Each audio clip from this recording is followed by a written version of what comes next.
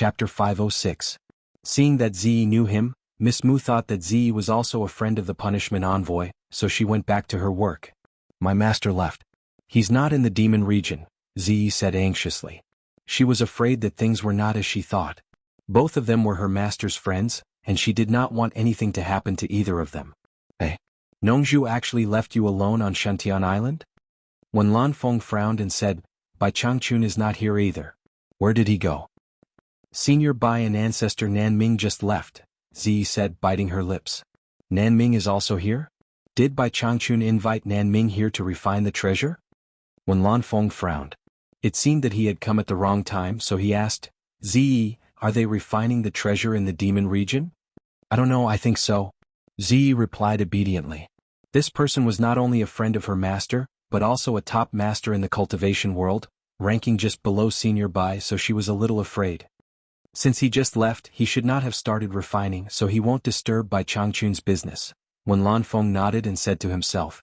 He was quite self-aware, afraid that he would accidentally ruin Bai Changchun's business by rushing here.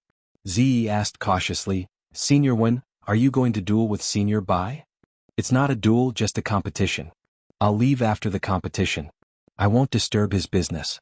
When Lan Feng said this confidently, implying that he only wanted to challenge Bai Changchun, and that he would leave after defeating him. He would not hurt him. His figure rose again, and from dozens of meters to hundreds of meters above the lake, he said loudly, Bai Changchun, time flies and we haven't met for 100 years. When Lan Feng has come to visit you recklessly, please come out for a while.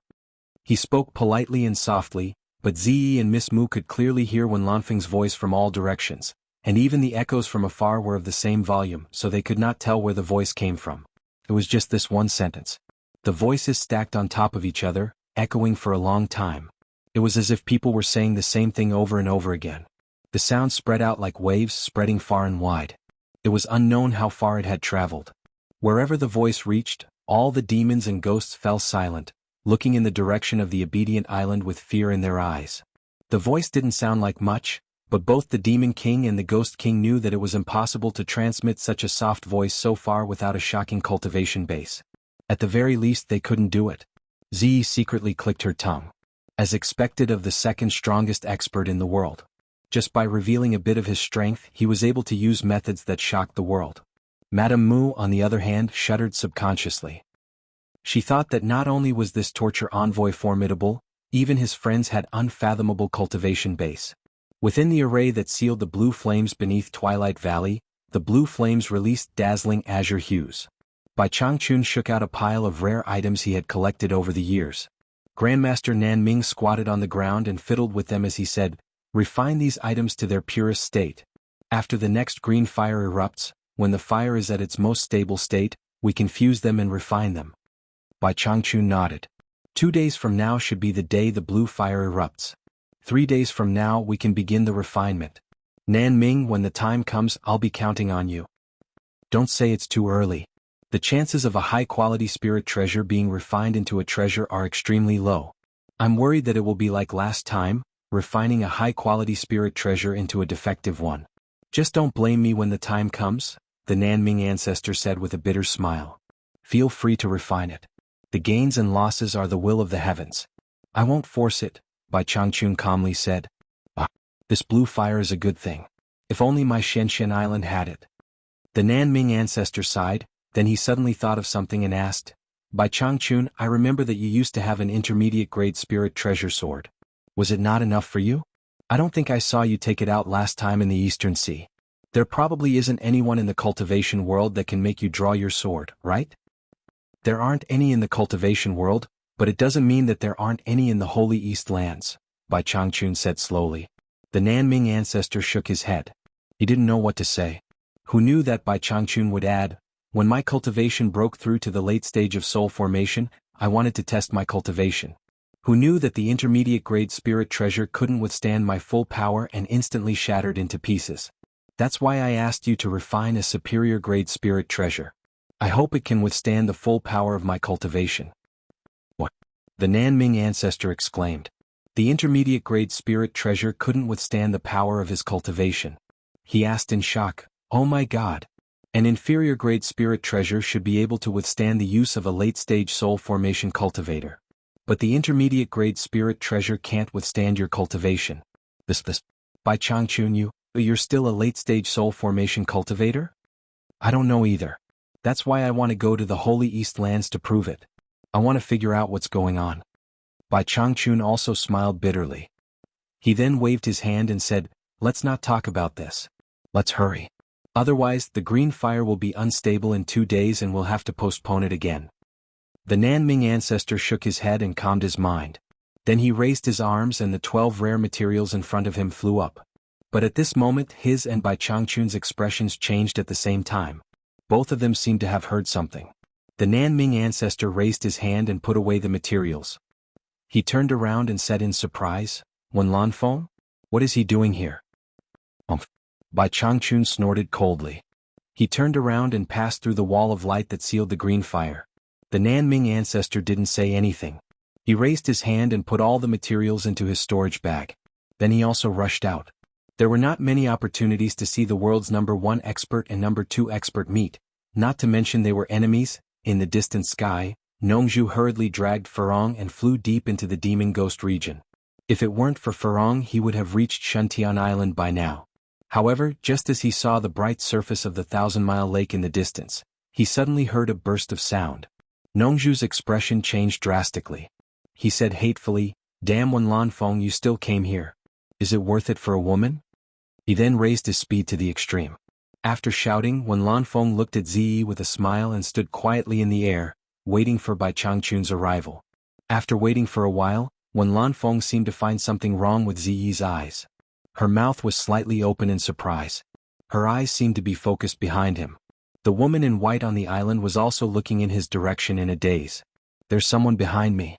This was Wen Lanfeng's instant thought, but he immediately denied it. With his current cultivation, it was impossible for someone to be behind him without him noticing. But his intuition told him that someone was staring at him from behind. For people who had reached his level of cultivation, sometimes his intuition was better than his eyes. A chilling feeling made his scalp tingle. He really didn't want to believe it was true. What's the matter? A short voice sounded behind him. When Lanfeng heard the voice that he hadn't heard for a long time, the voice that he would remember for the rest of his life. Bai Changchun's voice. When Lanfeng's pupils suddenly shrank, and then gradually returned to normal. Maybe he was careless, or maybe Bai Changchun had cultivated some mysterious body movement that could approach people silently. But one thing was undeniable. If Bai Changchun had sneakily attacked him just now, the consequences would be really hard to predict. But Bai Changchun would definitely not do that, otherwise he would not be Bai Changchun. He was too proud and always defeated his opponents in a fair and square manner. He disdained to do despicable things. When Lanfeng floated in the air and turned around, staring at the old man who was still hale and hearty, standing with his hands behind his back. He still looked as if he had weathered many hardships, but the older he got, the more spirited he became. He was like a green pine standing on the top of a mountain, drifting in the wind and clouds, looking down on the world, immortal. Lady Mu, who was on the island, felt that something was wrong. If this person was really friends with the punishment enforcer, it would be too strange to meet in such an atmosphere. Ziyi clutched her clothes so tightly that her knuckles turned white. If these two peerless masters were to fight, the consequences would be really hard to imagine. Should I hide further away? When Lanfeng felt a little numb from his mouth to his throat. He wanted to speak but couldn't. He found that his confidence completely collapsed the moment he saw Bai Changchun with his own eyes. That feeling was indescribable. It was like the first time he broke into the demon domain and saw Bai Changchun. Yes, it was the same feeling. Bai Changchun was clearly in front of him, standing opposite him and looking at him expressionlessly. But the feeling he gave him was as if he was a part of heaven and earth. He just stood there casually and naturally blended into heaven and earth. It was as if he could move the world with just a lift of his hand. In contrast, he was the myriad of living beings in this world and he was the entire world always accommodating him. This feeling was like a dream or an illusion. The person in front of him was close at hand. He was real and ethereal, making him unfathomable. It was a terrifying thing to feel this kind of invisible pressure from the opponent when they were facing each other. In fact, the opponent didn't give him any pressure at all, but he felt as if he was shouldering the pressure of the entire world. When Lanfeng understood that this was a kind of momentum. But he couldn't understand why he felt this way when he faced Bai Changchun back then. But now, his cultivation was worlds apart from that time. Could it be that he couldn't see through his momentum? How could this be? When Lanfeng asked himself. He had already reached the critical point where he could fuse the seven spirits into his life soul and ascend, but Bai Changchun was still delaying. His cultivation should have already surpassed him, but why was he still like an ant that couldn't see through him? Could it be that he had also reached this realm? Then why did he receive news that he was going to the East Holy Land to seek a breakthrough? The fact that the Nanming ancestor came here to forge a weapon for him was a very good proof. Chapter 507. Ancestor Nanming came slowly, glanced at the two people standing opposite each other, and shook his head slightly. Based on his relationship with them, he did not have the right to stop them. Glancing at Ziyi, who was staring with her head raised, Ancestor Nanming flashed over and directly banged his head on Ziyi's head, reprimanding her. "Are you tired of living? This is an adult's matter. Why are you here, little girl?" Although he and Nongzhu were entangled, they were still friends. Although he could not control Bai Changchun and Wen Lanfeng, he still had to control Ziyi. Ziyi rubbed her head and cried in pain, but Ancestor Nanming dragged her down and threw her back to Shantian Island. Below, an old man and two women stared at the scene with wide eyes. "What do you want from me?" Bai Changchun asked the same question again. His tone was indifferent, without worry, fear, anxiety, or impatience, without the slightest emotion. His voice was ordinary and ordinary, like an ordinary old man asking a question, unlike Wen Lanfeng, who could casually stir up an echo between heaven and earth. A trace of bitterness appeared on Wen Lanfeng's face. From Bai Changchun's words and eyes, he could see that he was arrogant and did not take him seriously at all. This courage alone was not something an ordinary person could have. He was indeed the world's #1 expert. Wen Lanfeng's momentum was already slightly inferior. Bai Changchun, the battle that year made me reflect on the painful experience, and I cultivated in seclusion for 100 years. Today I come. Before Wen Lanfeng could finish, he heard someone shouting in the distance, "Old Bai, Wen Lanfeng, let's talk it out, let's talk it out." Nongzhu saw the two people confronting each other in midair from afar. Seeing that they had not started fighting, she hurriedly shouted, "Oh my God! This trip didn't tire me to death and I finally made it." Nongzhu inserted herself between the two people and said in a somewhat dispirited manner. It seemed that she had indeed used all her strength to fly all the way here, and the genuine vitality in her body was greatly consumed. In the mysterious wave-light ball in his hand, Hibiscus was like an imprisoned kitten, looking at Bai Changchun and Wen Lanfeng pitifully. The unperturbed Bai Changchun and Wen Lanfeng both looked at the people he brought with him in surprise. They were puzzled. Why did this guy catch a woman? Ancestor Nanming also flashed into the air when he saw Nongzhu coming. He glanced at Hibiscus and asked Nongzhu, "Nongzhu, are you acting like a playboy again? Shut your stinky mouth." Nongzhu then added, "Will you die if you don't watch the fun? Don't you know how to persuade him?" He seemed to be blaming Ancestor Nanming for not coming out to mediate. Ancestor opened his mouth but did not know what to say. Nongzhu to Hibiscus, Hibiscus and Hibiscus. The few old fellows were just about to discuss business when they heard Z exclaim, "Ah! Farong, why are you here?" "Hibiscus. Z, why are you here?" Hibiscus said in surprise. When they were on supporting Immortal Island, Yu Qianqiu had brought Ziyi over once. The two of them knew each other and knew that the other had a good relationship with Yu Qianqiu. The two women threw everything to the back of their minds and started chatting.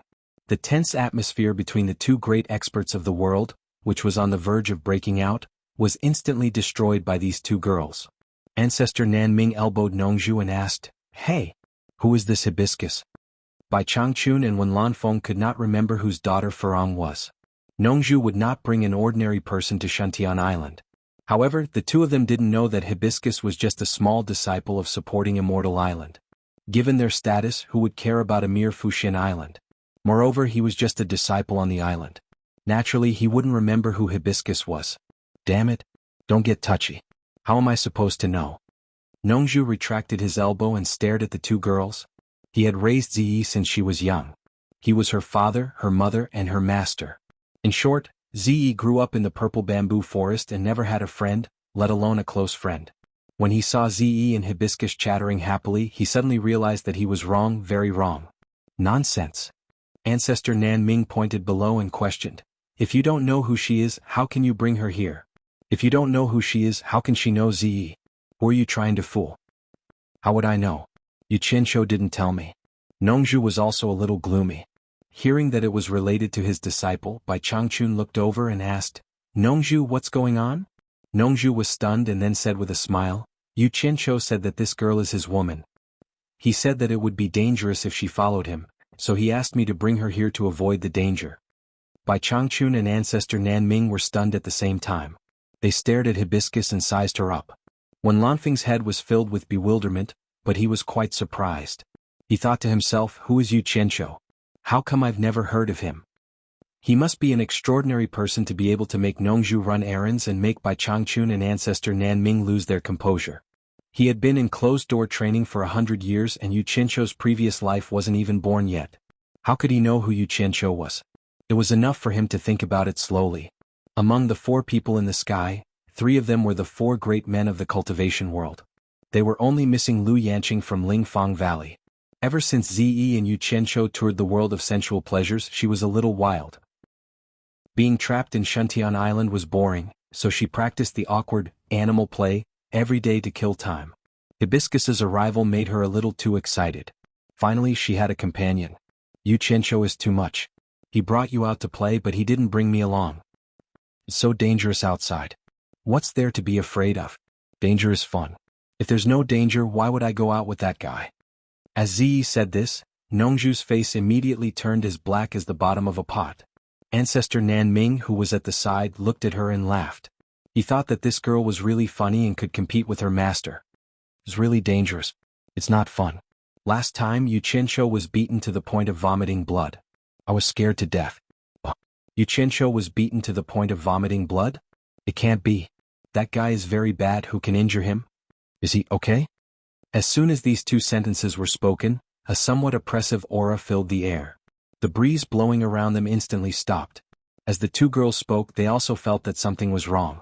When they suddenly turned around, they suddenly found that the 4 experts in the sky were staring at them. Zi stuck out her tongue. The 2 girls shrunk in embarrassment and did not dare to say another word. What a strong aura. Wen Lanfeng's pupils shrank. She slowly turned to look at Bai Changchun. She thought that he was going to fight, but she found that he was staring at Nongju. Nongju and ancestor Nan Ming looked at each other, then secretly turned their heads to look back. Nongju found that Bai Changchun was staring at her and could not help but smile awkwardly. Bai Changchun indifferently asked word by word, Nongju, who hurt Yu Qianqiu? Old Bai, don't think about it. His skin is rough and his flesh is thick. He has already recovered from a minor injury. Nongju said and shook her head with a bitter smile. She said, in fact that guy asked for it. He claimed to be the world's #1 expert below the deification stage. It would be strange if people did not find trouble with him. I'll tell you in detail later. The aura of fear disappeared in an instant. Bai Changchun was stunned. He claimed to be the world's #1 expert, but his disciple ran out and claimed to be the world's #1 expert below the deification stage. If people knew that she was his disciple, it would really make him proud. When Lanfeng could not help asking, Nongju, who is this Yu Qianqiu? Why have I never heard of him? Nongju smiled and raised her chin toward Bai Changchun. She said, his last disciple. When Lanfeng uttered an ah and then hesitated. A famous master produces a brilliant disciple. No wonder he dares to claim to be the world's #1 expert below the deification stage. He must be worthy of it. Although it was a perfunctory compliment, it sounded a little harsh. Bai Changchun's calm face was slightly dark. It seemed that he felt ashamed for the first time in his long life. Nongju secretly thought, Wen Lanfeng, you really want to die. Aren't you being sarcastic?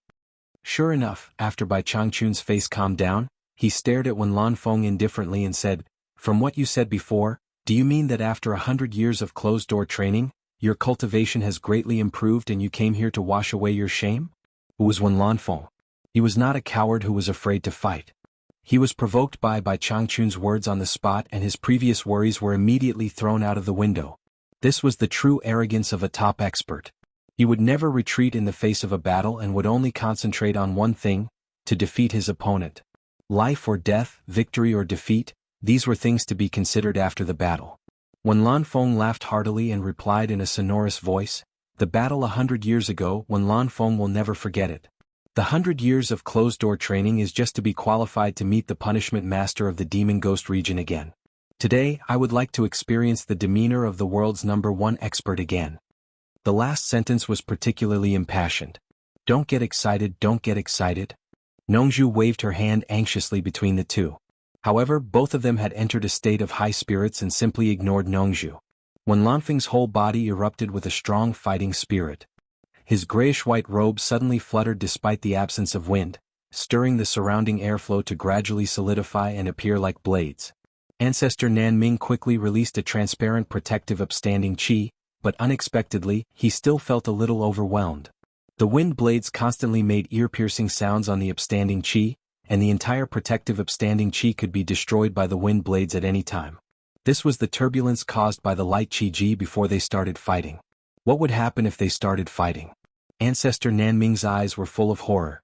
Wen Lanfeng was indeed worthy of his reputation as the world's second expert, but he did not expect him to be so powerful. It was far beyond his understanding of experts in the late stage of the incarnation realm. Without another word, Ancestor Nanming retreated in the face of difficulties. This was not a place where he could stay with his cultivation, so he quickly flashed back to the island. Nongzhu also had a protective upstanding chi, but her cultivation was obviously higher than Ancestor Nanming's. She shouted, "You two lunatics! There is no deep hatred between you two. Will you only be satisfied when you fight to the death? Get out of the way!" Wen Lanfeng shouted. His chi-ji locked onto Nongzhu, and the dancing wind blades immediately swept over, cutting Nongzhu's protective upstanding chi to the point that it almost collapsed. Nongzhu immediately felt that she could not take it anymore and she shouted, "You two lunatics, just die. You're making me worry less." As soon as she finished speaking, she quickly fled and was forced to leave. Bai Changchun, who was opposite Wen Lanfeng, was very quiet. His expression was indifferent, so quiet that it was a little ridiculous. He did not make as much noise as Wen Lanfeng. His clothes, beard, and hair did not even move in the chaotic wind. Wen Lanfeng's eyes were bright as he stared at Bai Changchun. The wind blades crazily swept towards Bai Changchun, but when they were 2 meters away from his body, the wind blades silently and inexplicably collapsed and disappeared. They had no effect on Bai Changchun. The few people on the island stared at him and Lady Mu bit her lip. She already knew what was going to happen.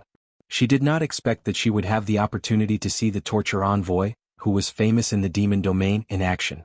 She did not know who the other person was, but he actually dared to challenge the torture envoy. "It seems that you've really made a lot of progress in the past 100 years of hard cultivation. You can't be compared to the past. No wonder you have the confidence to come to me," Bai Changchun said lightly.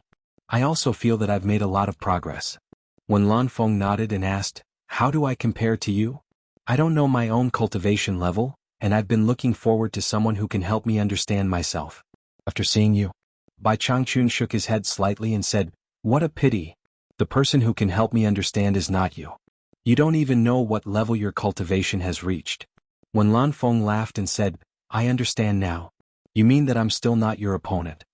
Bai Changchun said, "It doesn't matter whether you're my opponent or not. The most important thing is that you must remember one thing." "What thing?" Wen Lanfeng asked. "Cultivators above the soul formation stage who trespasses the demon domain will die," Bai Changchun said lightly. "Ah." Wen Lanfeng laughed and waved his hand. A cold light flashed out of his storage bag, and a wide long sword appeared in front of him. The blade was as wide as a palm, and there was a flowing mercury-like luster on its surface. Wen Lanfeng gently grabbed the hilt and said, "My giant silver sword failed to force your sword out, and it has been sealed until now. If you can force my sword out, I'll spare your life," Bai Changchun said quietly. "Ah."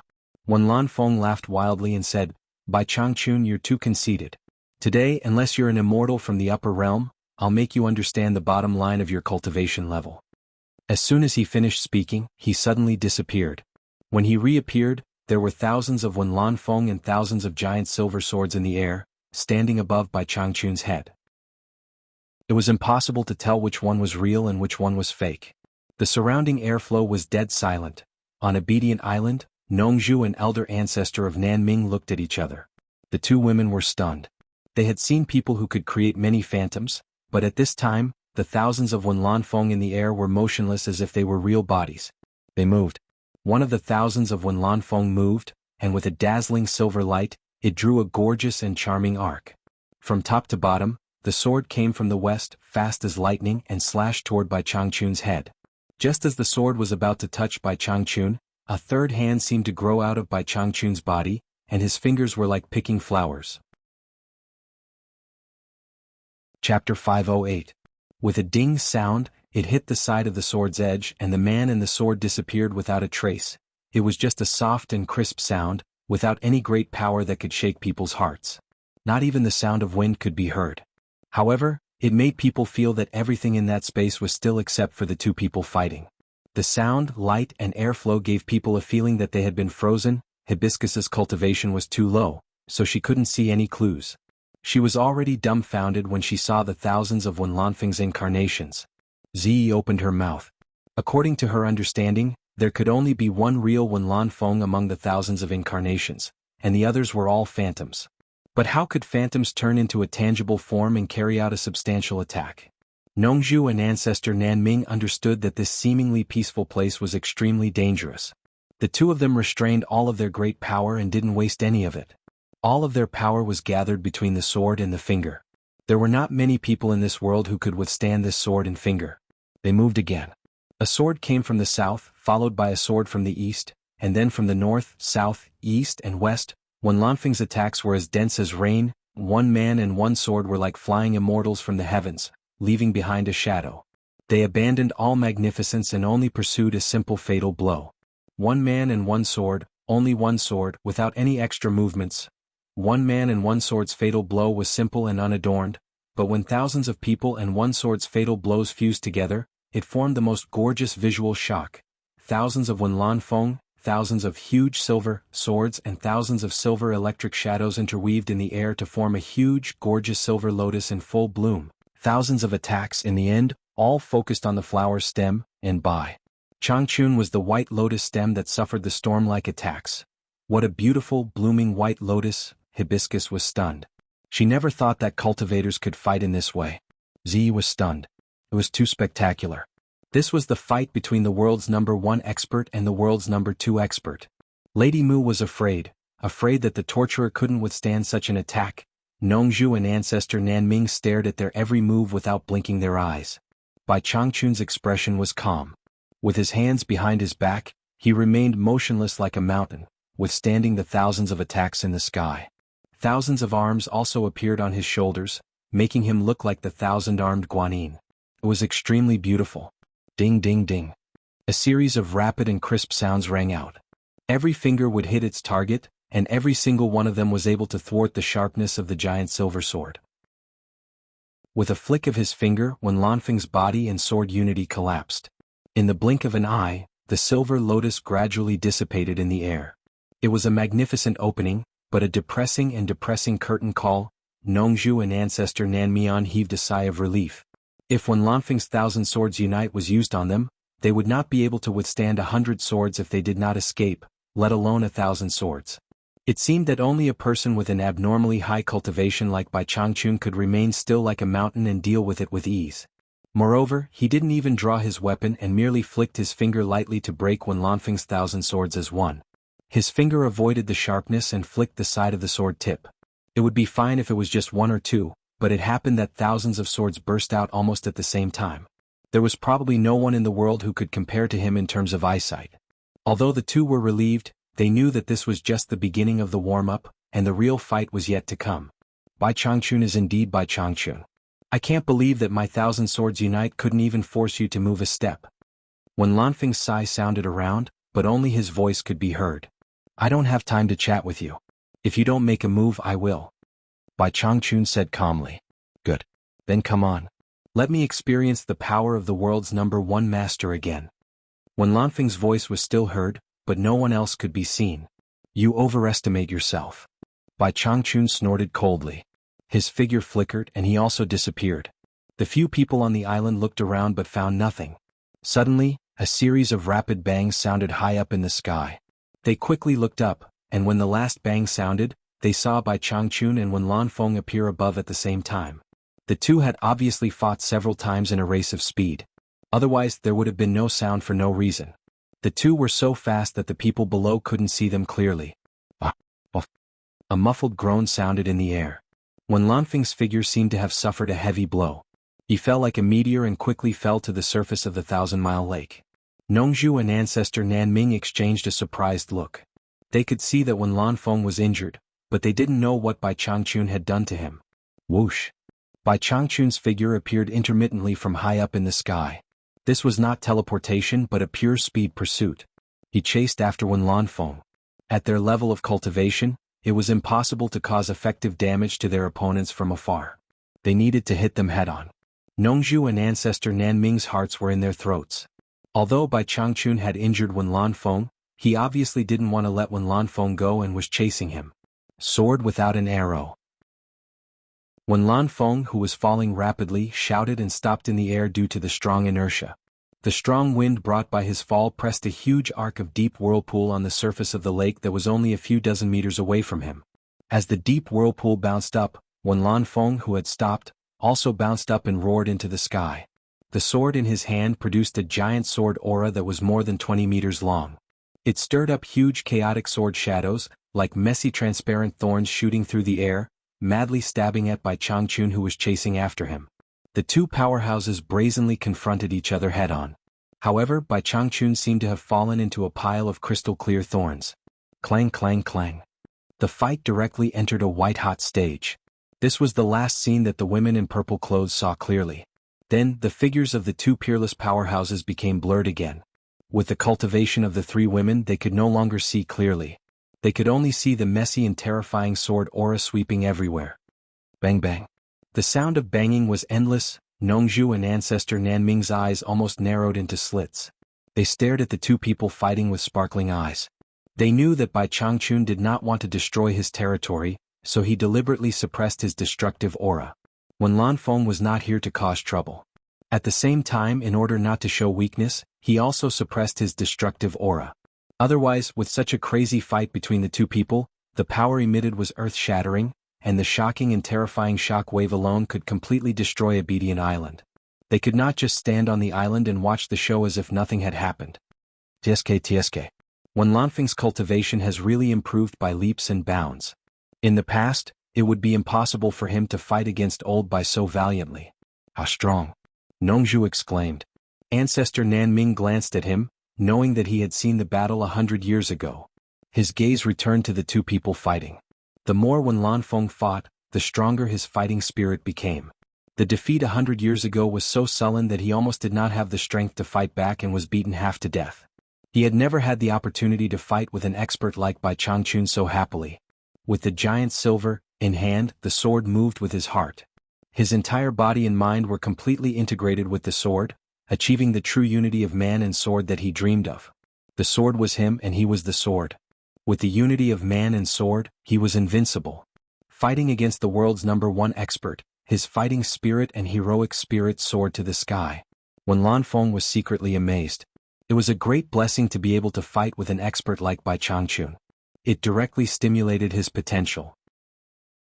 The shackles between man and sword were broken in an instant. The sword in his hand burst forth with infinite possibilities at will. I don't believe I can't force you to use your sword. Wen Lanfeng's fighting spirit soared. He exerted force again and trapped Bai Changchun in a net of sword gang.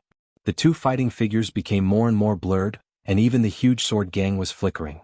The sky and the earth were suddenly, up and down, left and right, and loud noises were constantly heard. Hiss. Ancestor Nanming felt a toothache and his eyes were almost blurred. He gasped and rubbed his face with both hands. He said excitedly, "This trip is not in vain, not in vain. Wen Lanfeng is really amazing. He can actually fight with Bai Changchun to this extent." Nongzhu rubbed her blurred eyes and said suspiciously, "Why do I feel that something is wrong?" She then turned around and asked, "Nanming, if I remember correctly, the giant silver in Wen Lanfeng's hand should be a middle-grade spiritual treasure. Do you think a middle-grade spiritual treasure sword can trap Bai Changchun?" He and Bai Changchun were good friends. He knew that Bai Changchun once had a middle-grade spiritual treasure sword, but it collapsed because it could not withstand his strong cultivation. In other words, a middle-grade spiritual treasure could not withstand Bai Changchun's power at all. But how could he be trapped by a middle-grade spiritual treasure sword? Ancestor Nanming was slightly stunned. He happened to hear Bai Changchun mention this before. Now that he thought about it, it was indeed not right. He said in a muffled voice, "Maybe Wen Lanfeng's cultivation is profound, and he can exert the power of the giant silver sword to a higher level?" Nongzhu shook her head slightly, feeling that this explanation was still a bit unreliable. From the fight just now, when Lanfeng was injured by Bai Changchun, it could be seen that the former was obviously not a match for the latter, and the gap was not just a little bit. It was a bit of a joke to think that such a gap could trap the opponent with just the sword gang. Nongju murmured, holding her chin. What is old Bai doing? Is he deliberately letting him win? It was not that he was letting Wen Lanfeng win, but Bai Changchun was getting more and more excited as the fight went on. He did not want to defeat Wen Lanfeng so quickly. He had fought countless times in the cultivation world, and he had seen all kinds of opponents.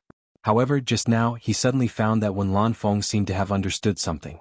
Facing the sword moves that he was barely supporting, Wen Lanfeng suddenly became at ease. This fellow actually broke through another shackle in this life and death struggle. And he immediately integrated it seamlessly. Bai Changchun secretly marveled that this guy was really a rare genius in the world. No wonder his cultivation could advance by leaps and bounds in just 100 years of closed-door training. What a pity. If he was not so infatuated, his achievements in the future would be limitless. Chapter 509. Bai Changchun shuttled through the sword energy like a phantom, looking forward to another surprise from Wen Lanfeng. However, after a long while, Wen Lanfeng only pressed harder and harder. The surprise he expected did not appear again. Bai Changchun sighed inwardly. It had been a long time since he met an opponent who could satisfy him. It seemed that his expectations were a little too high. With his disappointment, Wen Lanfeng suddenly felt that he could not bear it. Wen Lanfeng sadly realized that he had overestimated himself. Bai Changchun kept dodging not because he was forced to the point that he had no time to make a move, but because he had not made a move all along. It seemed that he was waiting for Wen Lanfeng to unleash his greatest potential. Perhaps he saw that Wen Lanfeng was only this good, so he lost interest in dawdling and began to counterattack. Bai Changchun's hands, which were originally behind his back, stretched out one of them and drew an ethereal and unfathomable shadow. Clang, clang. The sword energy that was like a wild forest could no longer be freely wielded. Bai Changchun shuttled back and forth as if he was taking a leisurely stroll. From time to time, his two fingers would point at the smooth side of the sword energy that swept past, making a series of clanging sounds. Wen Lanfeng suddenly felt his arms go numb. The sword energy that he wielded seemed to have encountered a heavy resistance, and its speed gradually slowed down.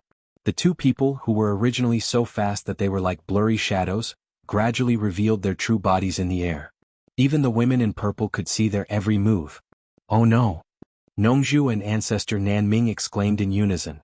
They could finally be sure that Bai Changchun had been holding back just now. Once he made a move, Wen Lanfeng would not be able to resist. Not to mention Nongju, even Ancestor Nanming knew Bai Changchun's temper more or less. Since this guy had decided to go all out, Wen Lanfeng would probably be in danger. Just as Nongju and Ancestor Nanming were on tenterhooks, a shocking scene appeared. The huge sword energy was no longer entangled with Bai Changchun and was retracted. Even though Bai Changchun was just casually pointing here and there, Wen Lanfeng really felt that she couldn't take it anymore. If she continued to waste time, she would definitely be exhausted. Wen Lanfeng retracted the huge sword and held the hilt with both hands. With a ah sound, he quickly slashed at Bai Changchun, giving him a solid blow. The speed and power of this sword naturally didn't need to be said. It had already brought with it the rumbling sound of wind and thunder. Bai Changchun stood quietly in the air, not dodging or evading. The others were shocked. Umph. He let out a cold snort that sounded like a vajra subduing a demon. His tone was full of extreme disdain. This cold snort was simply a great humiliation to Wen Lanfeng. Wen Lanfeng was filled with grief and indignation, but he had nowhere to vent it. He immediately exerted all his cultivation and infused it into the sword that he slashed out, determined to succeed in one strike. The huge energy sword that howled like thunder launched a thunderous strike with the force to split the heavens and earth. Just as the sword was about to reach his head, Bai Changchun stretched out his hand again. No one saw when he stretched out his hand. The howling came to an abrupt halt. The huge energy sword did not move. It was not moving, but it could not move. Bai Changchun stretched out two fingers and firmly clamped down on the blade, causing Wen Lanfeng's all-out strike to be unable to advance even half a step further. His thunderous rage was quelled with just a lift of his hand. Wen Lanfeng pressed on the sword with both hands. His face was red from holding back. Bai Changchun was dressed in a light green robe. His thin face was expressionless. He had one hand behind his back while the other hand clamped down on the huge blade with two fingers. This was the scene in the air. It was obvious who was stronger and who was weaker at a glance. The spectators did not even dare to breathe loudly. This scene was deeply imprinted in their minds. Hibiscus's mouth was so wide that an egg could be stuffed in it. Her mind was completely blank. Zee crossed her hands in front of her chest. Her eyes were filled with little stars. As expected of Senior Bai, who I've admired since childhood. He's too perfect. Lady Mu bowed slightly in respect. The demon region's torturer was naturally invincible. Otherwise, how could he intimidate thousands of demon kings and the ghost king, Nongzhu and Patriarch Nanming swallowed with difficulty? How many people in the world could block Wen Lanfeng's thunderous strike, let alone by Changchun's freakish move? He actually used his fingers to clamp it. It was indescribable. It was a blatant act of contempt. With extreme disdain, he stretched out 2 fingers.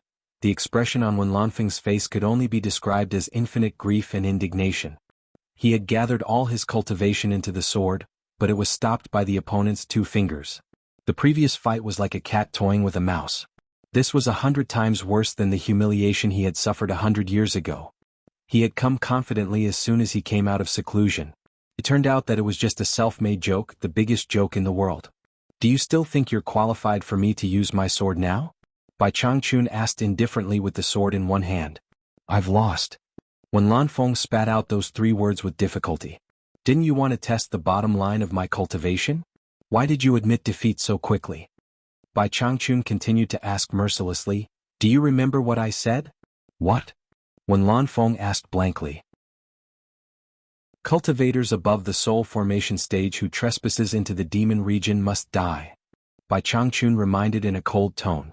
Wen Lanfeng's pupils shrank. Nongzhu was shocked and said, Old Bai, don't be impulsive. Let's talk. However, how could the current Bai Changchun listen to advice? Umph. Another cold snort that sounded like Vajra subduing demons rang out. Without the slightest hesitation, the hand holding the sword pushed forward at lightning speed. Wen Lanfeng felt a majestic and unparalleled momentum coming from the sword. He could no longer hold the sword with both hands. Bang! The sword hilt hit his abdomen, and the fierce chi went straight to his limbs and bones. Puff! He could not hold back a mouthful of blood. Old Bai, stop! Nongzhu shouted wildly. The others were shocked speechless. The world's #1 expert was going to kill someone? Bai Changchun twisted the 2 fingers that held the sword. The giant silver sword that had escaped from Wen Lanfeng's hand returned to its original shape.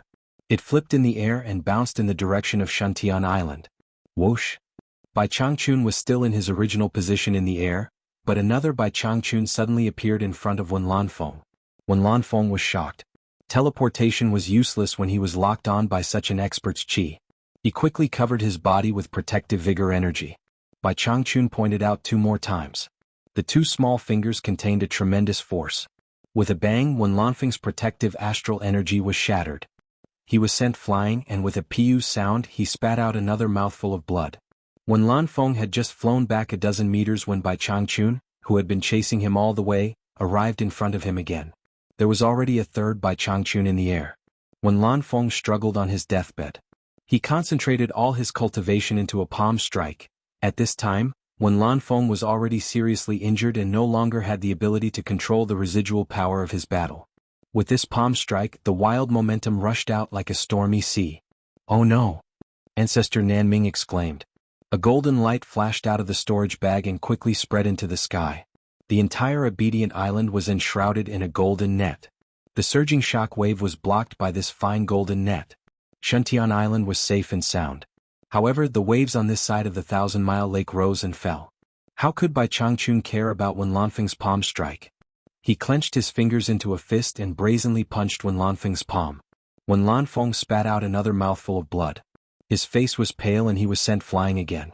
The 4th Bai Changchun appeared like the god of death.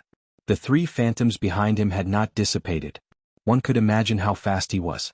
Then he clenched his fist into a palm and slapped Wen Lanfeng's chest. Wen Lanfeng smiled bitterly.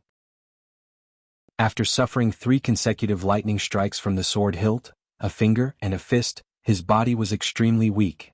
Especially the last punch, which had scattered the vital essence in his body. He had no ability to resist and could only wait for death. In fact, in this world, how many people could withstand Bai Changchun's 3 lightning strikes? Only Wen Lanfeng, with his profound cultivation, could withstand it. If it were anyone else, they would have been dead. Wen Lanfeng's bitter smile hid a trace of relief. It was not an injustice to die in the hands of the world's #1 expert.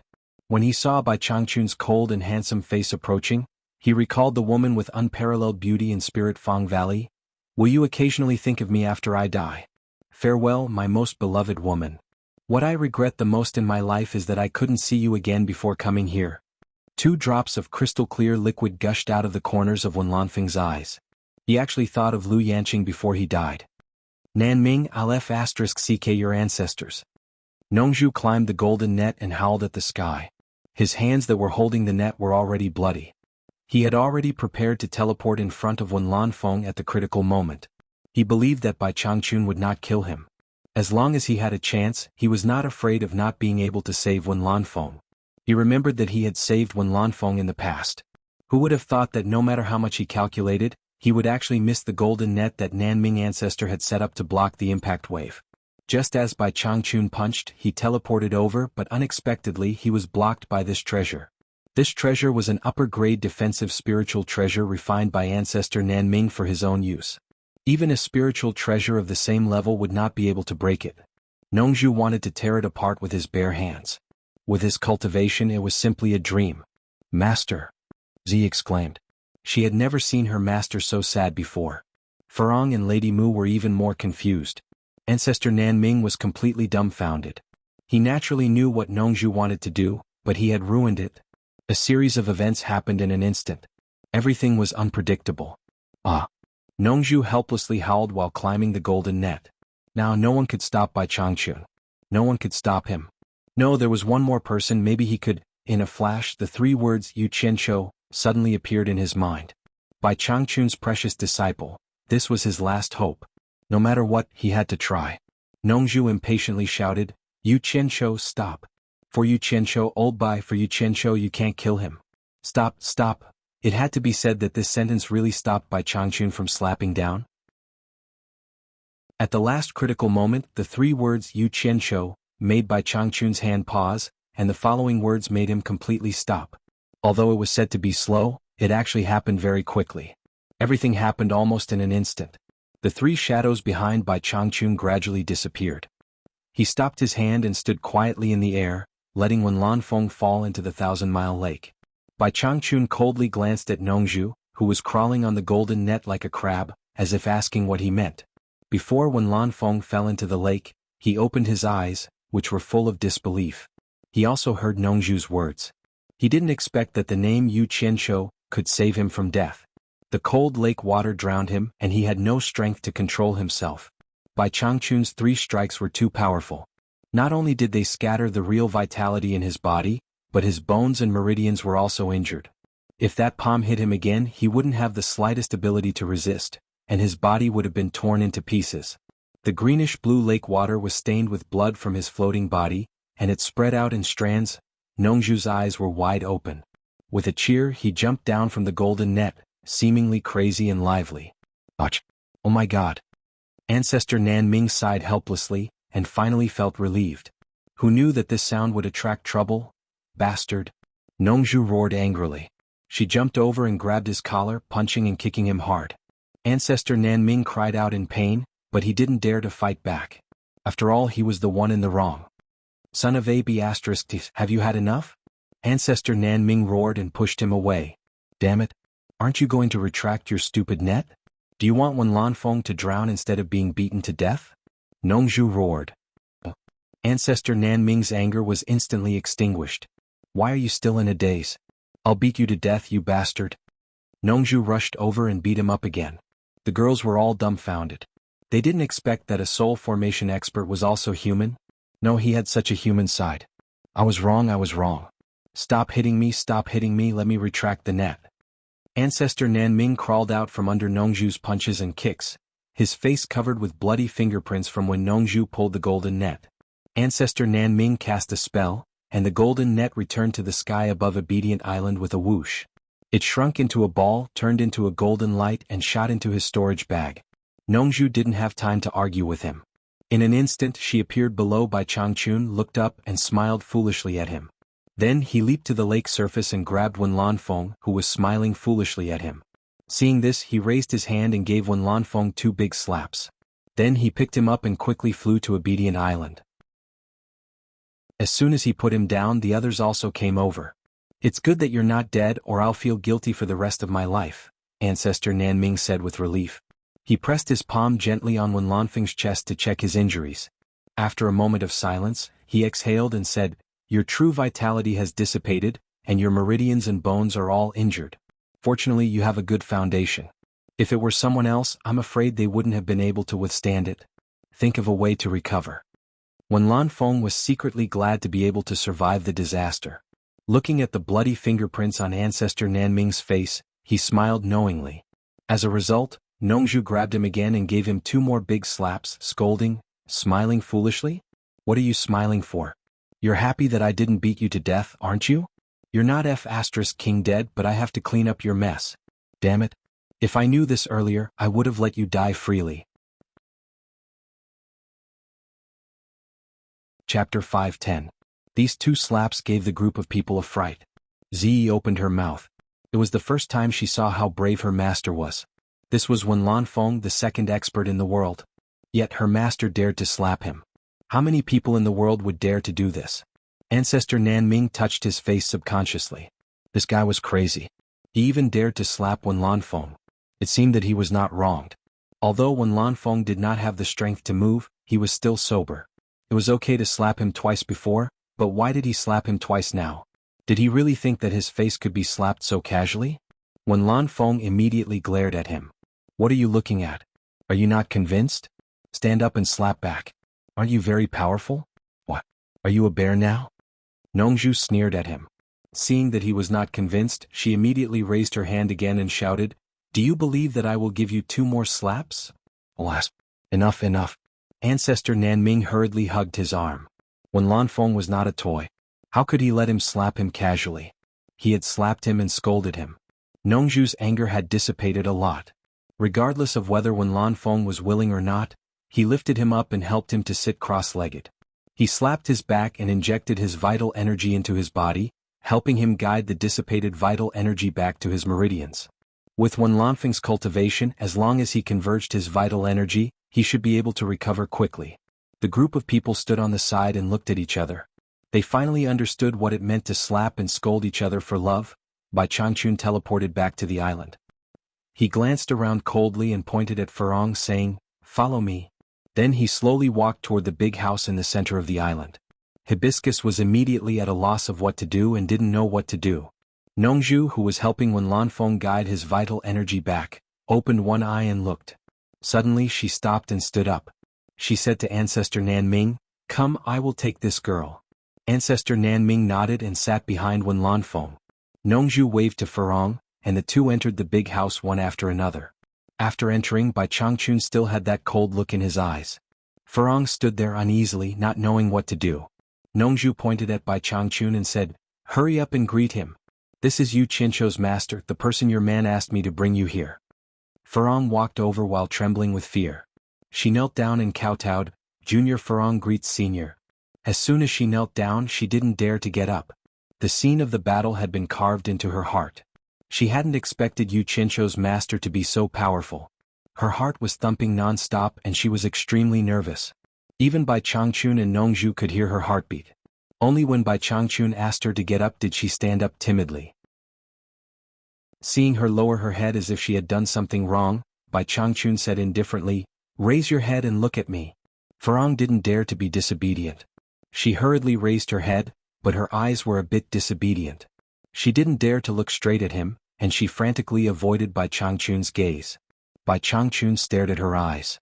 Although she was flustered, her eyes were clear and pure. She wasn't a woman with messy thoughts. This was especially obvious on Furong. Looking at her eyebrows, it was obvious that she had lost her virginity. "You're Yu Qinsho's woman?" Bai Changchun's expression and tone had eased a lot. "Yes." Furong didn't allow others to question her. "When did you and Yu Qinsho meet? Where did you meet? Why are you together?" Bai Changchun kept asking questions. Nongzhu looked at him in a daze as if she didn't know him. Then she stood aside and pinched her chin, smiling inwardly. This scene was a bit like an ugly daughter-in-law meeting her parents-in-law in the secular world. Hibiscus naturally didn't dare to conceal anything. Apart from some of the things that Yu Qinsho had told her, everything else was poured out like beans from a bamboo tube. She spilled everything. After that, Bai Changchun let her go out. He coldly looked at Nongzhu and snorted, "Tell me, what does it have to do with you Qianshou to kill Wen Lanfeng or not? If you can't give me a satisfactory reason, Wen Lanfeng is still a dead man. It's useless for you to stop me. You can't do it again and again." Nongzhu's expression twitched. It seemed that if she didn't make up a satisfactory reason, Wen Lanfeng couldn't escape today. She smiled bitterly and said, "Old Bai, why do you do this? The cultivation world is full of deceit. It's not easy to find a few true friends. Although Wen Lanfeng is a little too infatuated, he's still a good friend. Why do you want to kill him?" "This is not the reason I want to hear," Bai Changchun said indifferently. "What a heartless guy." Nongzhu muttered and then said seriously, "I don't want you to kill him. Of course I'm selfish as a friend, but at the same time, it's also for the good of Yu Qianshou. Think about it. Yu Qianshou is in danger when he travels among countries. If Wen Lanfeng helps him when he needs it, he'll be much safer, won't he?" Bai Changchun glanced at her coldly and snorted, "You mean without Wen Lanfeng's protection Yu Qianshou won't be safe? Yes, you're powerful. As long as you show up, no one in the world will dare to touch your disciple." Nongzhu touched her forehead and said helplessly, "What will happen after you go to the Holy East Land? Do you think those old guys will be content with their place? Do you think Yu Qianshou can control the demon region with his current cultivation? Even if I do my best to help, Yu Qianshou and I can't stop those people's ambitions. But with Wen Lanfeng it's different. You've seen his current strength. Except for you, no one in the world is his opponent. If Yu Qianshou is in trouble, I don't dare to say for others, but I'm confident I can get Wen Lanfeng's help. You know, he's not a bad person." Bai Changchun was silent for a long time. His eyes were flickering. Later he slowly closed his eyes and said no more. Nongzhu was secretly relieved. She finally convinced this old guy. At the same time, she admired herself for coming up with such a good reason. It seemed that she had been with Yu Qianshou for too long and learned bad things. In the palace of Dayang Kingdom, the winner of the lively martial arts competition was finally decided. As expected, Zhang Ping relied on his powerful skills to defeat all his opponents. No one was a match for him. Because of his extraordinary skills, people suspected that he was a cultivator. However, after the secret appraisal of several consecrators in the palace, he was indeed an ordinary person, not a cultivator. In the end, Zhang Ping did not know whether to laugh or cry as he accepted the crown of first place.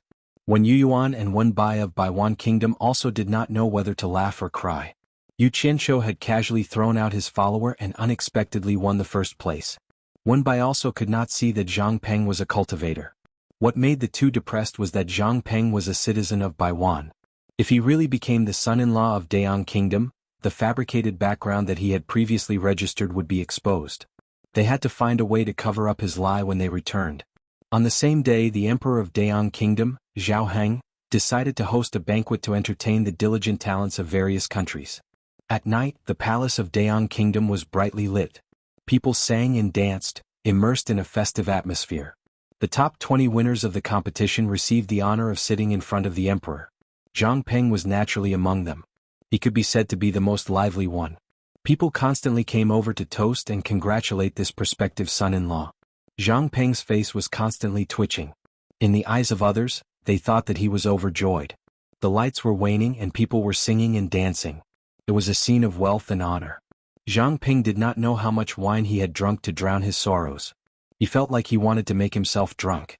At this moment, a palace maid suddenly came behind him and whispered in his ear, "The princess has ordered this servant to take young master to the West Palace for a while. Young master, please follow me." Zhang Peng was stunned when he heard this. He looked at the palace maid and thought to himself, "Could it be that I haven't officially married into the family, and that slut can't help but want to secretly have a rendezvous with me? I want to see what that slut wants to do." He was not afraid. He immediately got up and quietly left the banquet with the palace maid. The emperor Zhao Heng glanced at them and immediately recognized that the palace maid was his daughter's maid. He looked at the chief eunuch beside him and helplessly shook his head with a wry smile. The palace was deep and there were guards everywhere. The palace maid held a golden token and led Zhang Peng without any obstruction. Zhang Peng was also worried that there was something fishy going on, so he memorized the surrounding terrain along the way. After entering a large courtyard, there was a faint fragrance. Obviously, they had arrived at the residence of a woman. The palace maid led him to a brightly lit room. Before entering the room, Zhang Peng looked up at the plaque above the door. The words Liu Xiang Zhai were written in gold. As soon as he entered the room, he smelled the lingering fragrance of incense. In front of him were 3 women dressed in dignified white palace gowns. They were either standing or sitting, and their eyes were all fixed on him. The palace maid stepped forward and handed the golden token to the youngest of the 3. Zhang Peng understood that this woman was most likely the princess. Zhao Qinxiang took the golden token and waved her hand to dismiss the maid. Send word that no matter what they hear, no one is allowed to come in without my permission. Yes. The palace maid received the order and retreated. With a schwa sound, the door was tightly shut. Zhang Peng suddenly turned his head to look, and his heart secretly became vigilant. The other 2 women unscrupulously surrounded Zhang Peng and circled around him, sizing him up.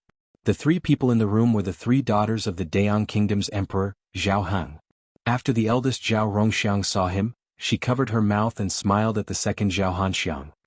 He is a strong and burly man. Zhao Hanxiang nodded and smiled. Third sister, you got lucky. The third Zhao Qinxiang's face was as cold as ice, and there was not a trace of a smile. She suddenly shouted, Zhang Peng, why don't you kneel and greet this princess? The eldest and second Zhao Qinxiang smacked their lips. Third sister was establishing her might. They could not laugh anymore and quickly retreated. Zhang Peng coldly snorted and said without moving, I am not a subject of the Dayang Kingdom. Why should I kneel to you? You have become my Dayang Kingdom's consort. Naturally you are a subject of the Dayang Kingdom. Zhao Qinxiang sternly said. I haven't done it yet, right? Zhang Peng sneered. It is not too late to talk about it after I have done it. How dare you? Zhao Qinxiang shouted. Her figure shot up with a whoosh, rushing towards Zhang Peng. Under her dazzling white palace dress, she kicked out a pair of legs. With a series of kicks, she sent a strong gust of wind straight towards Zhang Peng's head. The skinny woman knew kung fu. Zhang Peng was slightly startled. His figure swayed left and right and he quickly dodged. Zhao Qinxiang's consecutive kicks missed. When she leaped over his head, she swung her leg backwards and swept across the back of his head. Every move was ruthless and aimed at his vital parts. Zhang Peng was slightly annoyed. In this palace, it was not good to fight back against a princess, but this woman was going too far. Immediately he blocked it with his palm and chopped down on her ankle, blocking that leg. Although he did not use much strength, when Zhao Qinxiang landed on the ground, a trace of pain flashed across her face. However, she clenched her teeth and resisted. Then she bent down and swept her leg. Zhang Peng could not help but laugh. Even if he was not a cultivator with his martial arts, how could she sweep him down? Thus, he pressed down on his lower body and simply stood there, letting her sweep him. Pa!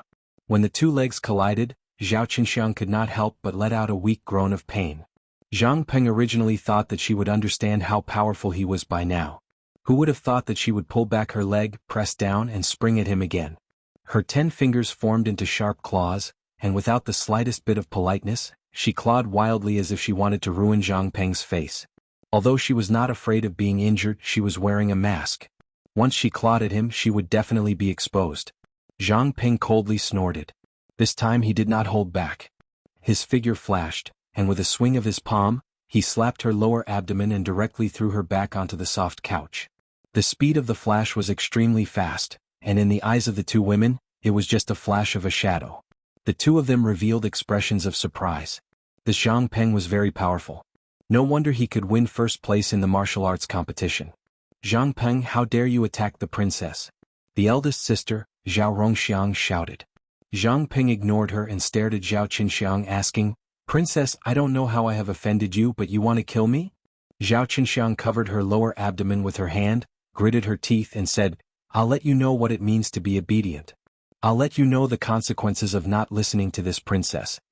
After saying that, she rolled over and opened a long wooden box on the couch.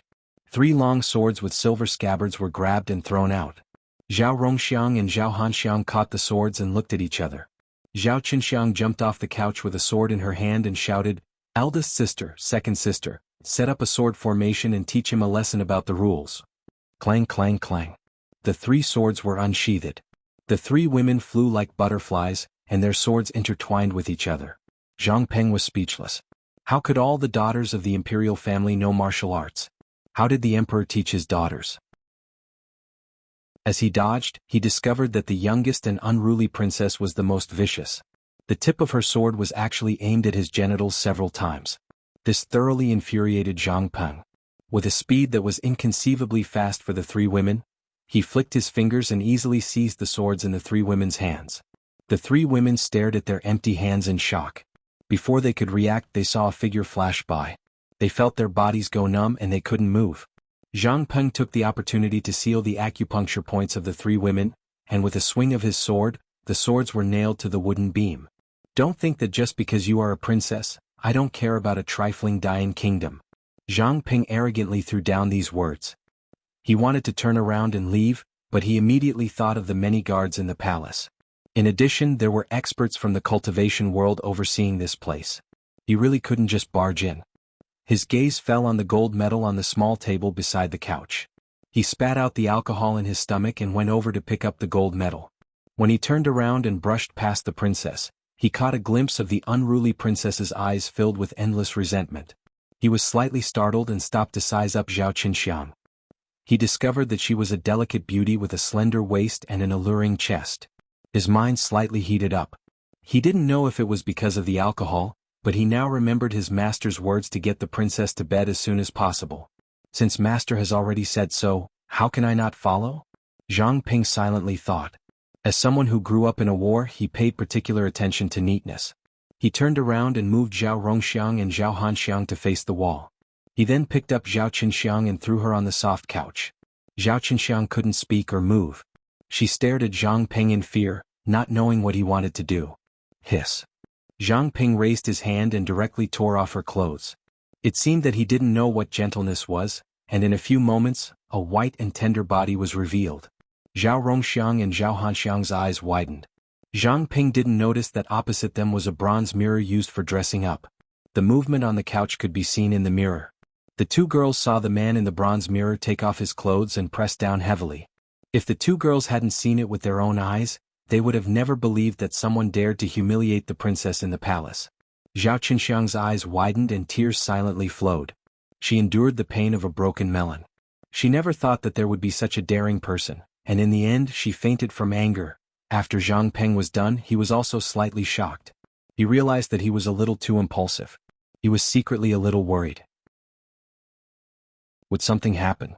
After putting on his clothes, he pulled a brocade quilt to cover the beauty he had defiled. He took the gold medal and left without saying anything else. He really had the demeanor of a general. Just now he was a little flustered, but once he opened the door, he regained his composure. He closed the door and showed the gold medal to the palace maids who came over. He said in a deep voice, "The three princesses have something to discuss. Without a summon, no one is allowed to enter." The palace maids acknowledged and retreated. He swaggered out with the gold medal and went back the way he came. By the time he returned to the banquet, it was already coming to an end. Just in time for the banquet to end, he quietly followed the crowd and left. Emperor Zhaoheng saw that Zhang Ping came back alone. He didn't even have a guide. How could the palace allow an outsider to trespass? With a suspicious look in his eyes, he signaled the chief eunuch beside him with his eyes. As soon as he left the palace, Zhang Ping quickly found Pingxin Wang Wenyu to say goodbye, saying that he had something to do and would leave first. He also knew that the matter had gotten out of hand. Paper could not contain fire. He found an empty alley and quickly flew into the sky, returning to the small courtyard of the embassy. In the courtyard, Yu Qianqiu and Xn Laosan were drinking under the moonlight and chatting about the cultivation world. Zhang Peng's sudden intrusion almost startled Xn Laosan into making a move. During this time, there were too many people who were eyeing Yu Qianqiu covetously. When he realized that it was Zhang Peng, Xn Laosan was even more shocked. He didn't expect that this guy was actually a cultivator. Zhang Peng, what's wrong? Yu Qianqiu also noticed that there was something wrong with Zhang Peng's expression. Zhang Peng looked at Xn Laosan and stammered, "Sir, can I have a word with you?" Chapter 511. Third Lord Xn was unhappy to hear this. It was obvious that Third Lord Xn was trying to avoid him. Yu Qianqiu was startled. This was the first time he saw Zhang Peng like this. He thought that it must be something important. He waved his hand and entered the house with Zhang Peng. As for whether Third Lord Xn was happy or not, it was not his concern. It was not the time to care about Third Lord Xn's mood. Zhang Peng seemed to be afraid that someone would eavesdrop. With his early-stage tribulation passing cultivation, he barely set up a soundproof enchantment. Then he scratched his head, not knowing what to say. Yu Qianqiu looked him up and down and frowned. "What the hell are you doing? If you have something to say, spit it out. I have something important to do tonight. I don't have time to watch you pretend to be a woman." Zhang Peng gritted his teeth and finally told him everything that had happened. Yu Qianqiu's mouth opened wider and wider as he listened. After a long time he didn't know whether to laugh or cry. He gave a thumbs up and said, "I thought I was a bastard enough. I didn't expect you to surpass your master. You actually dared to capture the princess in the palace. You are really not afraid of death. Don't you know that there are 3 old men in the last stage of tribulation passing in the palace? If they find out, they will kill you on the spot. No one will be able to refute it." Zhang Peng lowered his head in shame and muttered, "Master, you were the one who told me to get the princess into bed as soon as possible? Ck your sister. When did I say such a shameful thing?" Yu Qianqiu immediately rolled his eyes. But he couldn't finish his sentence. He remembered that he had indeed said such a thing. "Master, do you remember now?" Zhang Peng asked weakly. "You were the one who did not control your lower body. Now you are blaming Master. How dare you say that? Why did I accept a beast like you as my disciple? Fortunately, I had the foresight to not let you call me Master in front of others. Otherwise I would have lost all my face. Sigh. I am ashamed."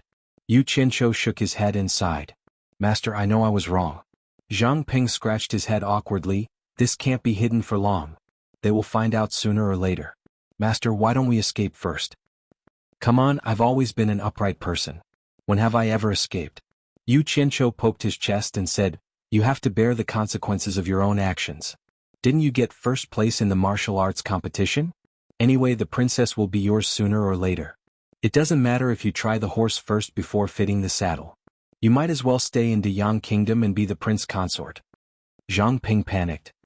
"Master, you can't go back on your word. You said that sleeping with the princess doesn't mean that I have to be the prince consort." "Shut up. I'm warning you, I've never said anything like that. You can't slander your master's character anywhere." Zhang Peng had just been scolded to the point of dejection. He rubbed his chin and muttered, "Damn it. Wasn't it just sleeping with a woman? What's the big deal? If you were a commoner's daughter and you dared to do this, I would cripple you immediately. As for the emperor's daughter, since the emperor has many wives, he must have many daughters as well." Zhang Peng suddenly raised his head and weakly asked, "Master, you mean, don't give me that cowardly look. It's disgusting." Yu Qianqiu glanced at him and coldly said, "So what if she is the emperor's daughter? Do what you have to do. Master is here, what are you afraid of?" He then walked out. That's right. There's nothing in this world that Master can't handle." Zhang Peng suddenly became spirited. The iron tower-like man nodded and bowed. He was just short of massaging Zhang Peng's shoulders and back. He removed the soundproof enchantment and quickly followed. In the imperial study of the imperial palace, Zhao Heng was drinking a hangover soup from a eunuch. The head eunuch walked in with a taut face. He gave a look to the eunuch in the room and the eunuch quickly retreated. Zhao Heng looked at him and calmly asked, "What's wrong?" The head eunuch went over and whispered a few words. Zhao Heng could no longer sit still and stood up abruptly. Pah! The cup in his hand shattered on the ground. Preposterous! Zhao Heng roared madly. He kicked over the imperial table in front of him and strode out. After rushing to the imperial harem and informing the 3 Mi brothers of the news, they were immediately enraged. Someone actually dared to do that to the princess under their noses. If word got out, wouldn't they become a laughing stock? It was obvious that he didn't care about the 3 brothers at all. He clearly didn't care about Illumination Peak. "Esteemed elders, I know that the one clan of Aquamarine Nation has an extraordinary status in the cultivation world, but I really cannot swallow this grievance today. I implore the esteemed elders to uphold justice for me." Zhao Heng cupped his hands in front of his chest and said angrily. He had already made up his mind. If the 3 masters were not willing to come forward, he would mobilize the army to besiege the Baiwan nation's embassy. Mi Russian said in a low voice, "We watched the 3rd young lady grow up. We will naturally seek justice for her." He turned to the 2 sides and said, "You 2 stand guard. I will go to the Baiwan nation's embassy to ask for her." Then he quickly flew away. The group of people from Baiwan nation returned to the embassy in a drunken state and dispersed. When Yu Yuan and Wenbai had just walked into the main hall when they saw Yu Qianqiu sitting leisurely in the main hall. Zhang Peng stood silently at the side and Third XN was looking around. Wenbai walked over and cupped his hands and said, "Mister, is there anything?" His tone was very respectful. Ever since he saw Yu Qianqiu's heroism in the battle that day, he could not help but admire him. "Ah, nothing much." Yu Qianqiu stood up and said with a smile, "We have disturbed you for many days. We are here to bid farewell to the two of you." When Yu Yuan and Wenbai looked at each other worriedly, the latter frowned and said, "Is Zhang Peng also leaving with Mr.?" "Of course. We are also embarrassed to be living and eating for free," Yu Qianqiu said with a laugh. "Mister, do you know that Zhang Peng has already won the first place? There will be a ceremony in a few days and he will become the emperor's son-in-law of Dayang Nation? If he leaves, how will Baiwan Nation answer to Dayang Nation?" Wenbai said gloomily. "Sigh. I'm afraid he won't be the emperor's son-in-law anymore. This guy has caused some trouble." Yu Qianqiu summarized Zhang Peng's scandal with great regret. Wenbai and Wen Yuan were instantly dumbfounded. Third brother XN suddenly turned around and stared at Zhang Peng without blinking. He thought to himself, "No wonder he came over in a hurry to whisper to me. So this is what happened. What's the difference between this and slapping Huo Zhongming's face? What guts? Originally, I didn't have the face to stay after causing trouble. But after thinking about it, I can't leave without knowing the reason and put the Wen family in a difficult position. So I waited for the two of you to come back and inform you so that you can prepare in advance," Yu Qianqiu said helplessly. When Yu Yuan's face was already dark. He was the one who arranged for Zhang Peng's registration. If the two nations became enemies, how would he explain to the monarch when he returned? Wenbai's expression twitched. "Prepare in advance? How can we prepare in advance? If Mr. takes Zhang Peng away, I'm afraid none of us will be able to leave Baiwan Nation. TSK. As the younger generation of the world's second strongest expert, how can he be so afraid of trouble?" Yu Qianqiu shook his head and then asked suspiciously, "Didn't Senior Wen Rui tell you the reason why he is in a hurry to leave?" In fact, he also knew in his heart that Wen Rui had no reason to tell such a big thing like Wen Lanfeng coming out of seclusion. No. Wenbai shook his head. He wanted to ask but dared not. He was not qualified to inquire about matters of the upper echelons, but he showed an inquiring look. "No wonder." Yu Qianqiu said solemnly, "You don't need to be afraid of Dayan Nation looking for trouble because your old ancestor, Wen Lanfeng, has come out of seclusion." Wenbai and Wen Yuan were shocked. The pillar of Baiwan Nation who had been in seclusion for 100 years had come out. This was such a big thing. No wonder the old high priest was in a hurry to return. That's all I have to say. If they come looking for trouble, you can bring up your old ancestor. They won't dare to not give face to your old ancestor. We'll take our leave first." Yu Qianqiu cupped his hands and called out to Zhang Peng before leaving. He really wanted to leave but he thought that he should not be too shameless. If he caused trouble for others, he should at least greet them and point them in the right direction. However, he had done too many bad things. Occasionally, a kind thought would delay him. It seemed that it was a little too late for him to leave now. They all paused at the same time. They sensed a divine sense sweep over them. Mi Russian had quietly appeared in the lobby, staring at Zhang Peng like a hawk. Yu Qianqiu also looked at Zhang Peng with an inquiring look. "Didn't you say that no one would find out what you did for a while? Someone is staring at you like this, obviously for you." Zhang Peng was speechless. No one could explain if something happened to this thing. Wenbai and Wen Yuan looked at each other. They did not expect the other party to come looking for them. Third brother XN did not care about the matter and continued to stay silent. Yu Qianqiu laughed and said, "High Priest Mi, what brings you here?" Mi Russian ignored him and pointed at Zhang Peng. He said indifferently, "Come with me. Damn it. I like people who are unreasonable because I like to be reasonable." Yu Qianqiu raised his eyebrows. He waved his hand at Zhang Peng and signaled him not to speak. He said in a deep voice, "High Priest Mi, you sure are powerful. You want people to follow you but they have to listen to you? Yu Qianqiu, this matter is not up to you to interfere. You are too meddlesome. You should think about how to protect your own life. Dayang City will not let you hide forever," Mi Russian said expressionlessly. "My life is in my hands. I don't need others to worry about it. But you, if you want to take my people away, you have to ask for my permission," Yu Qianqiu said bluntly. The scene of Ang Kuangtsung Qing Fu coming to Fuxian Island to ask for Guan Weiwu suddenly appeared in his mind. Guan Weiwu's silence made him feel cold.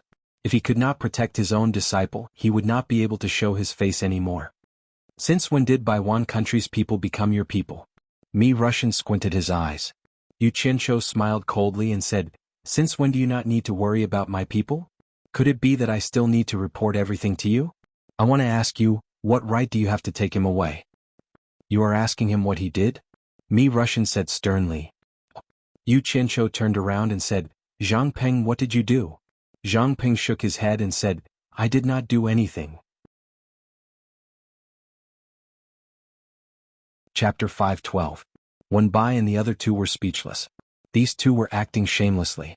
Mi Russian stared at Zhang Peng with a livid expression and said in a deep voice, you dare to quibble in front of me, I think you are tired of living. I official me, you are wrong. Yu Qianzhou snorted coldly, it is understandable that he did something bad and did not admit it, but I really do not believe that he did something good and did not admit it. Birds of a feather flock together. You two shameless people, you have no choice but to leave today. Mi Russian narrowed his eyes and stopped arguing with them. He suddenly disappeared in front of everyone. Teleportation. The others were shocked. Yu Qianzhou's eyes flashed with fierceness. He quickly turned around and locked onto Zhang Peng's surroundings.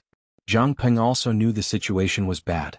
His shoulders shook and his protective energy surged out. As expected, Mi Russian appeared in front of him in an instant and slapped with his palm, trying to forcefully shatter the other's protective energy. How dare you? Yu Qianzhou attacked with his palm almost at the same time and shouted, absorbing Star's great skill. Zhang Peng's cultivation was much lower than Mi Russian's. He tried to dodge but failed. Bang! His protective aura was instantly shattered. His whole body was sent flying to the corner of the wall, and he spat out a mouthful of blood. Although when Yu Yuan was a prince, he was only a mortal. Seeing this, he felt his heart palpitate. These cultivators were actually attacking right before his eyes. When Mi Russian attacked Zhang Peng, he had already turned around to look at Yu Qianzhou. Seeing that the latter wanted to fight him in cultivation, he sneered. After knocking down one of them with a single palm strike, Yi Shiwen quickly countered with a palm strike towards Yu Qianzhou. However, the moment he attacked again, Mi Russian suddenly shuddered. He felt like something was rapidly flowing out of his body and his body was rapidly stiffening. Especially when the meridians in his body were rapidly contracting. His vital energy could not flow smoothly. Dense white smoke gushed out from Mi Russian's body. Yu Qianzhou's palm was like a tube that attracted the wind. He followed Yu Qianzhou's advice and sucked the dense white smoke into his palm. Mi Russian's entire body shrunk rapidly, revealing an outline that was even drier than a mummy. His appearance was extremely horrifying. Third brother Xin, Wen Bai and Wen Yuan were all dumbfounded. Crack. Mi Russian's palm was still moving, but the crowd saw a withered arm fly out from his sleeve. Yu Qianzhou tilted his body slightly and watched as the arm brushed past him and smashed into pieces outside the hall. He turned around to look at the skinny skeleton in front of him and sneered, "You're really willing to sacrifice yourself to throw your arm out to hit someone." This joke was really cold. Seeing Mi Russian like this, Third Xin and the others could not help but shiver. They felt like they were in a dream as they stood there, recalling everything that had just happened. Mi Russian was already unrecognizable. His dried skin shrunk and his bones tightened. His appearance was extremely horrifying, but he still stood firm. From the contours of his face, one could faintly sense the fear he had before his death. Yu Qianzhou glanced at Zhang Peng, who was slowly getting up from the corner of the wall while wiping the blood from the corner of his mouth. A hint of fierceness flashed through his eyes. He walked to the mummy and said face to face, "High Priest Mi, you could have attacked anyone, but you had to attack my people. I will not give Hu Zongming any face. Please don't take offense and punish him lightly."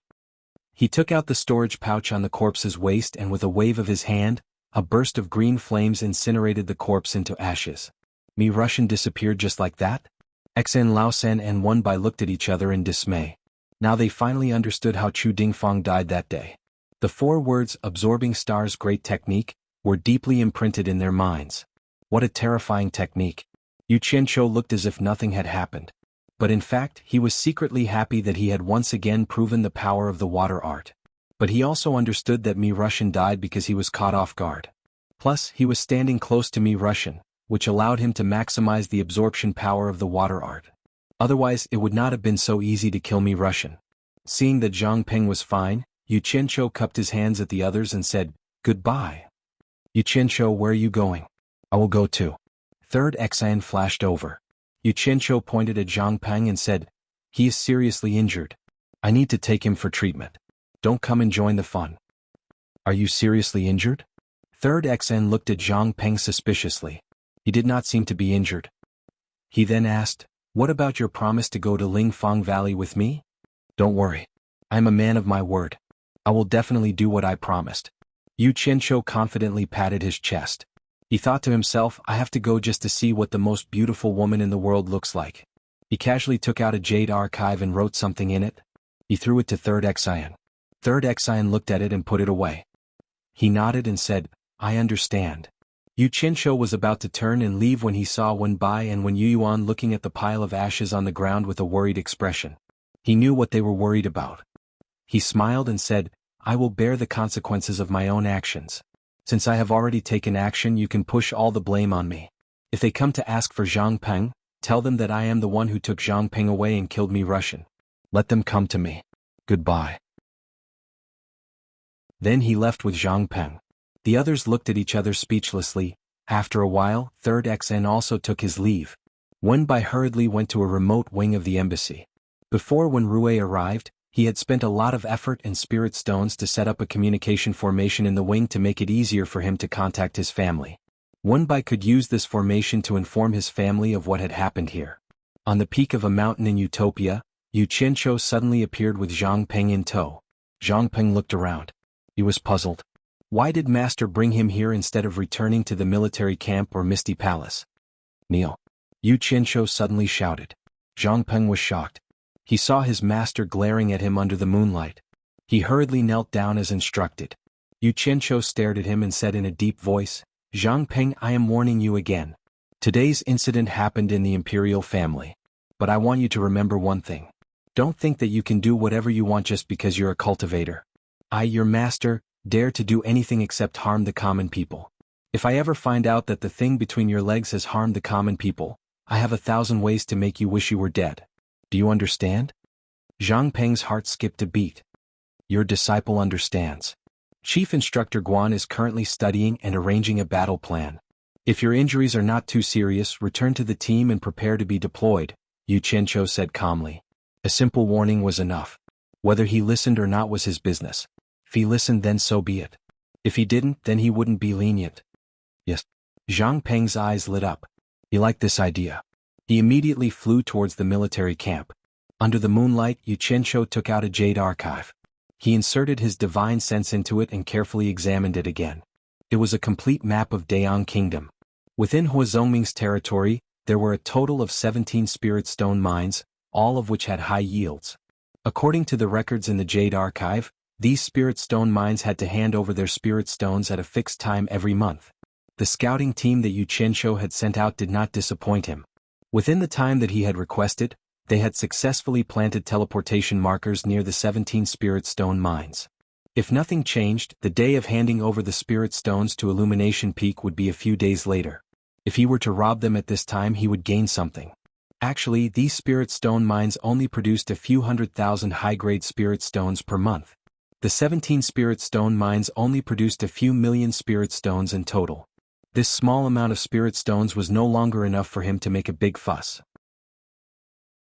If he really wanted to get his hands on spirit stones, it would be more worth it to just rob the spirit stones that they had accumulated for hundreds or even thousands of years. But this time he didn't just want to rob them. His main goal was to cause destruction. His goal was to take revenge on Huazongming. Because of this guy, the contents of the Jade Archive had been made public, messing up all his plans. Moreover, Huazongming had set himself against him. If he didn't take revenge, it would be difficult to quell the hatred in his heart. The reason why he hadn't left Dayang City for the past few days was to wait for news from the scouting team. Moreover, there was another benefit to doing this. Today's incident would definitely infuriate Huazongming. It would be good to do something else to distract him. Also, he wanted his team members to see more blood. After a while, Yu Qianqiu disappeared from Utopia and began to personally investigate every spirit stone mine. A thick fog suddenly appeared in the wilderness of a spirit stone mine. The mineshaft guards didn't care, as natural phenomena were not something that they could interfere with. After Yu Qianqiu had a clear understanding of the people's arrangements, he quietly retracted the thick fog and sent a message back to Guan Yu, who was arranging the battle plan. Then he appeared at the next spirit stone mine and continued the same process.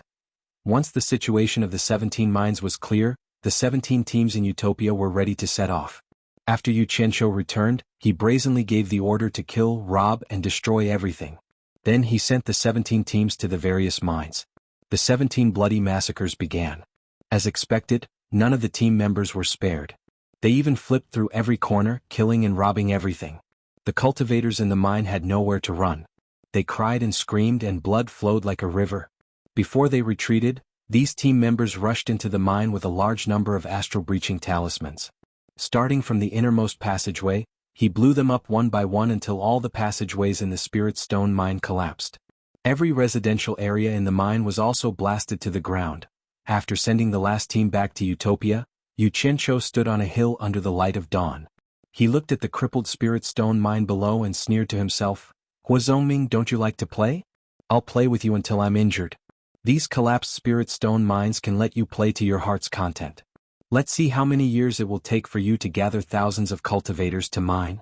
After he left, a shrill wind howled in the mountains.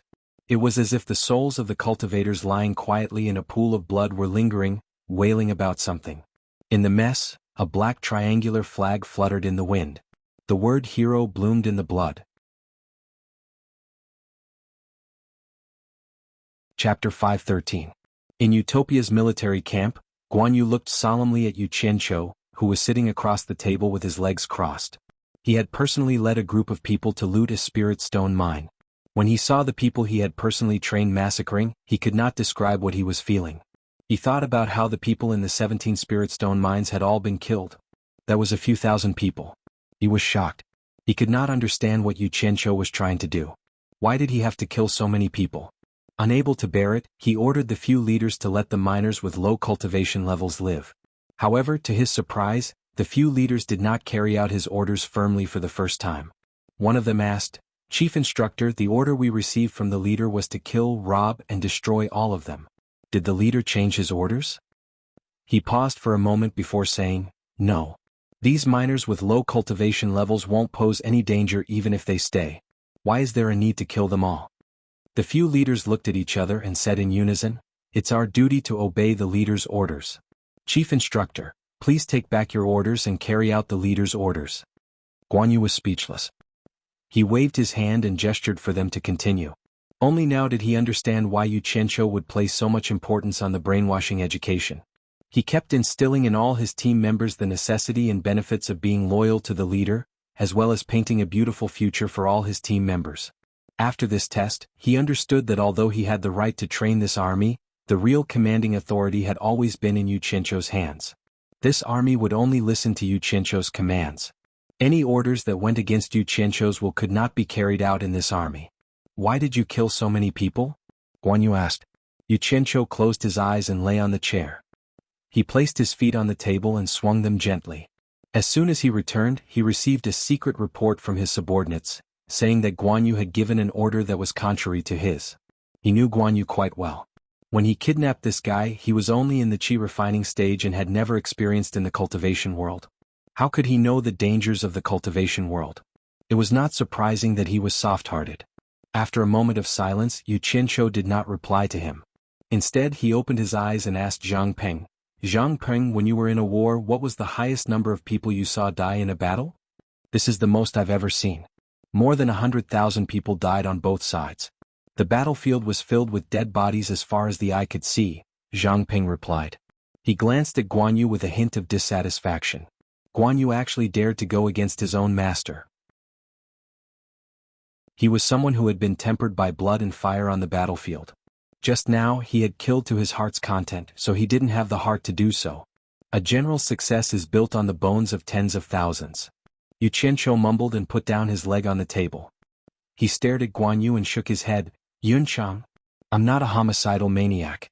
I definitely wouldn't kill so many people for no reason. I naturally have my reasons for doing so. You're a good person, but sometimes you're too soft-hearted. Looks like I need to arrange for you to go out with me. What do you think?"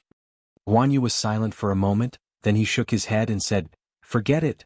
I don't need to change myself. This is good enough. In the future, let other people do the fighting and killing. I'll stay here and continue to do my own things." As he said this, his mind was thinking about the woman in white and ethereal palace. He sighed in his heart. Let me watch over her silently. I'm willing to watch over her silently for the rest of my life. I don't want to go anywhere. I just hope to see her once in a while and I'll be satisfied. Yu Qianqiu didn't understand what he was thinking, but he could sense that he was a little depressed. He muttered, "That's fine too. From now on you should focus on training. The fighting and killing in the outside world really doesn't suit you." After exiting Dayang City's west gate, there was a wide official road. Following this road it led to many countries. Third brother Xan rode a horse and followed the instructions in the Jade Archive, following the official road. However, after walking for half a day he didn't see Yu Qianqiu at all. He began to suspect that Yu Qianqiu was playing with him. As he passed by a col between two mountains, he suddenly heard the sound of rushing wind. Third brother Xan caught it with his hand, turned his head and shouted, "Who's there?"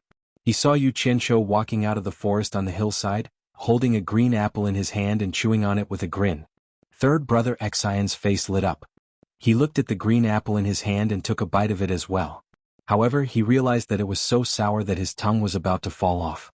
He quickly threw it away. Yu Qianqiu wasn't much better off. He was also vomiting non-stop.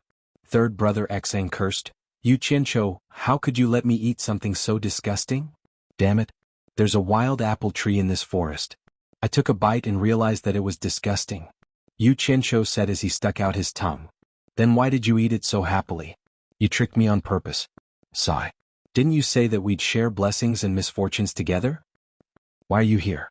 Third brother Xan looked around. Yu Qianqiu was still spitting out the acid in his mouth. He had paid a hefty price to trick him. As he vomited, he said, "I've been waiting for you here." In fact, the Jade Archive he gave third brother Xian contained a strand of his own consciousness. He could contact third brother Xian at any time. Third brother Xian had just arrived here, and he had just left Utopia. He guessed that the cultivators guarding outside Dayang City would have to wait in vain for a period of time. The two of them discussed where to go. Then they released their horses and flew away together. Light Illumination Peak, Great Hall of Light. Mi Ruhai wept bitterly as he told his master the news of his brother's death. Hua Zongming's face was dark. He crushed the golden cup in his hand into a golden pancake. He said sternly, "Yu Qianqiu, how dare you?" From this, it could be seen that Wenbai had indeed followed Yu Qianqiu's instructions and pushed all the blame onto him. "Return to the palace first and detain the people from Baiwan Nation. I'd like to see how the Wen family will explain this to me." Hua Zongming narrowed his eyes. "I won't forgive Yu Qianqiu. Master, there's one more thing."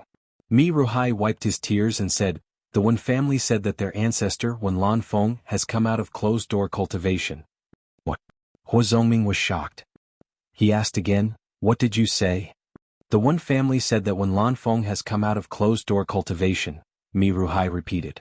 In fact, when he found out that his brother had been killed last night, he had wanted to kill a few people from the Wen family to vent his anger. Who knew that Wenbai would suddenly say that Wen Lanfeng had come out of closed-door cultivation, which shocked him. He naturally knew what kind of person Wen Lanfeng was. He was someone that even his master was wary of. Although he was angry, he did not dare to cause trouble for his master. He could only suppress his anger and return to Light Illumination Peak to report to his master. That love addict has come out of closed-door cultivation? Hua Zongming slowly sat down and thought for a while. He sighed and said, "Don't touch the people from the Wen family for now. I'm no match for that guy. Don't provoke them for now. Wait until I've gathered the information. You go back first." He had no choice but to obey his master's orders. Mi Ruhai choked and left. At this moment, a strong man directly flashed into the Great Light Hall. After bumping into Mi Ruhai, he frowned and said, "Ninth junior brother, what's wrong?" This person was Hua Zongming's eldest disciple, Lu Qingjian. He looked much younger than Mi Ruhai, but in fact he was older than him. Mi Ruhai choked and said, "Eldest senior brother, my eldest brother was killed by Yu Qianqiu." Eighth junior brother was killed? What happened? Lu Qingjian asked in shock. Mi Ruhai rambled again. The former was so angry that he laughed and said, "What a good Yu Qianqiu. He dared to provoke our Light Illumination Peak." "Qingjian, why did you come here in such a hurry?" Hua Zongming asked, feeling a headache coming on. "Master, misfortune never comes alone." Lu Qingjian took out the little black flag of the hero, and walked over. "Our 17 spirit stone mines were destroyed overnight. Hua Zongming stood up again and snatched the little black flag. After looking at it, he sneered, "Another hero. I thought he was only targeting Yin Baikong. So he specifically landed in our Daong kingdom to cause trouble. I wanted to watch Yin Baikong get into trouble. What do you mean by the spirit stone mines were destroyed?" Lu Qingjian clenched his fists so hard that cracking sounds could be heard. 17 spirit stone mines were completely destroyed, and all the spirit stones that were delivered were looted. Several thousand disciples were slaughtered, and not a single one of them survived. It will be very difficult to recover. The great light hall instantly quieted down. Mi Ruhai no longer cried and quietly retreated.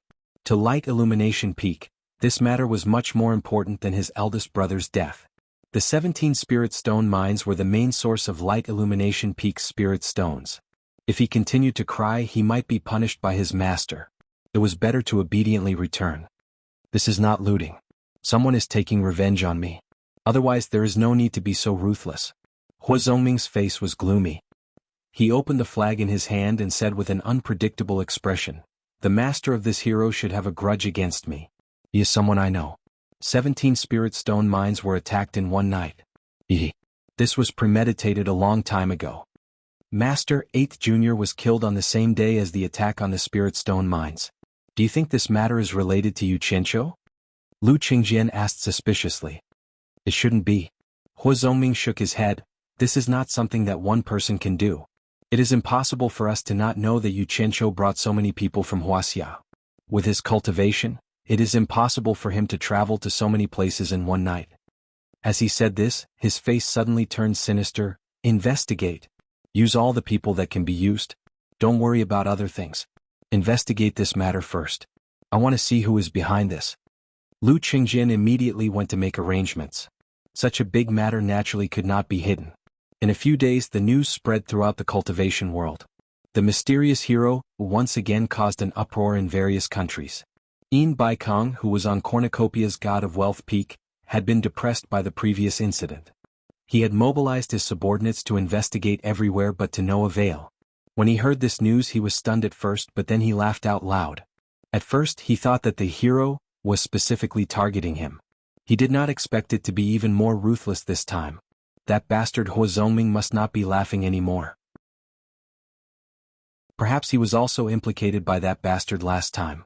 The hero must have been cutting grass to kill a rabbit, robbing him along the way.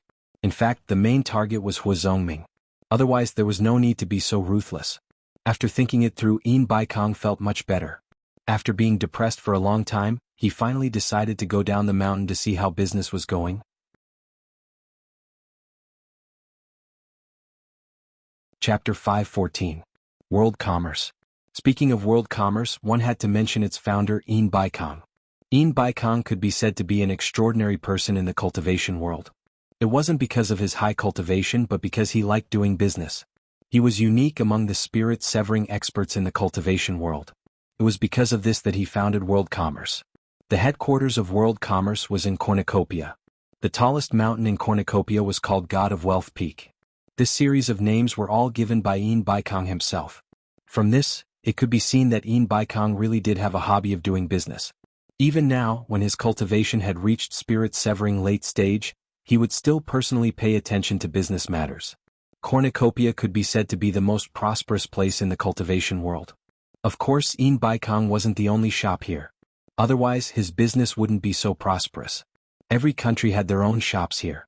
The flourishing area around the foot of God of Wealth Peak was Cornucopia. Yin Baikong himself often stood on God of Wealth Peak and gazed down. Thinking back to the barren mountain valley that had become the flourishing area it was today, Yin Baikong was often very proud. Cornucopia Hall was where World Commerce's money came and went. The spirit stones that flowed here every day, if converted to high-grade spirit stones, were at least 10 million. At this moment in Cornucopia Hall, World Commerce's disciples were counting the spirit stones that flowed in and out. Jing Yuankong was overseeing this place. Yin Baikong had his hands behind his back.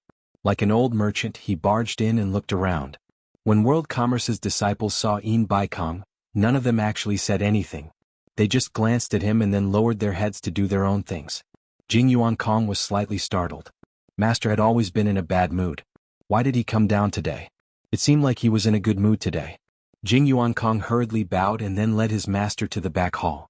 Because the front hall was a busy place, chatting was not allowed.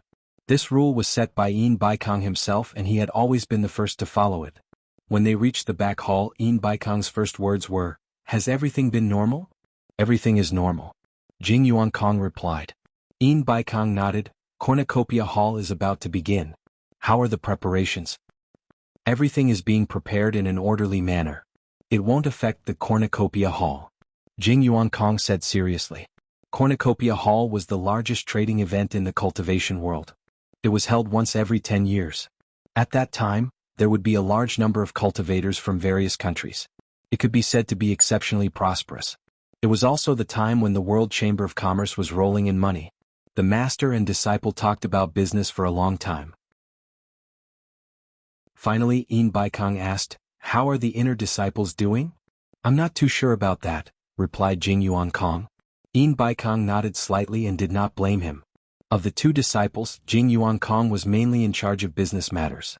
The eldest disciple, Sikongju, was in charge of the affairs of the sect's disciples. Some of the more secretive matters had always been handled by the eldest disciple, Sikongju. Jing Yuankong didn't care about it, which made him feel more at ease. In fact, Jing Yuankong had also concealed one thing.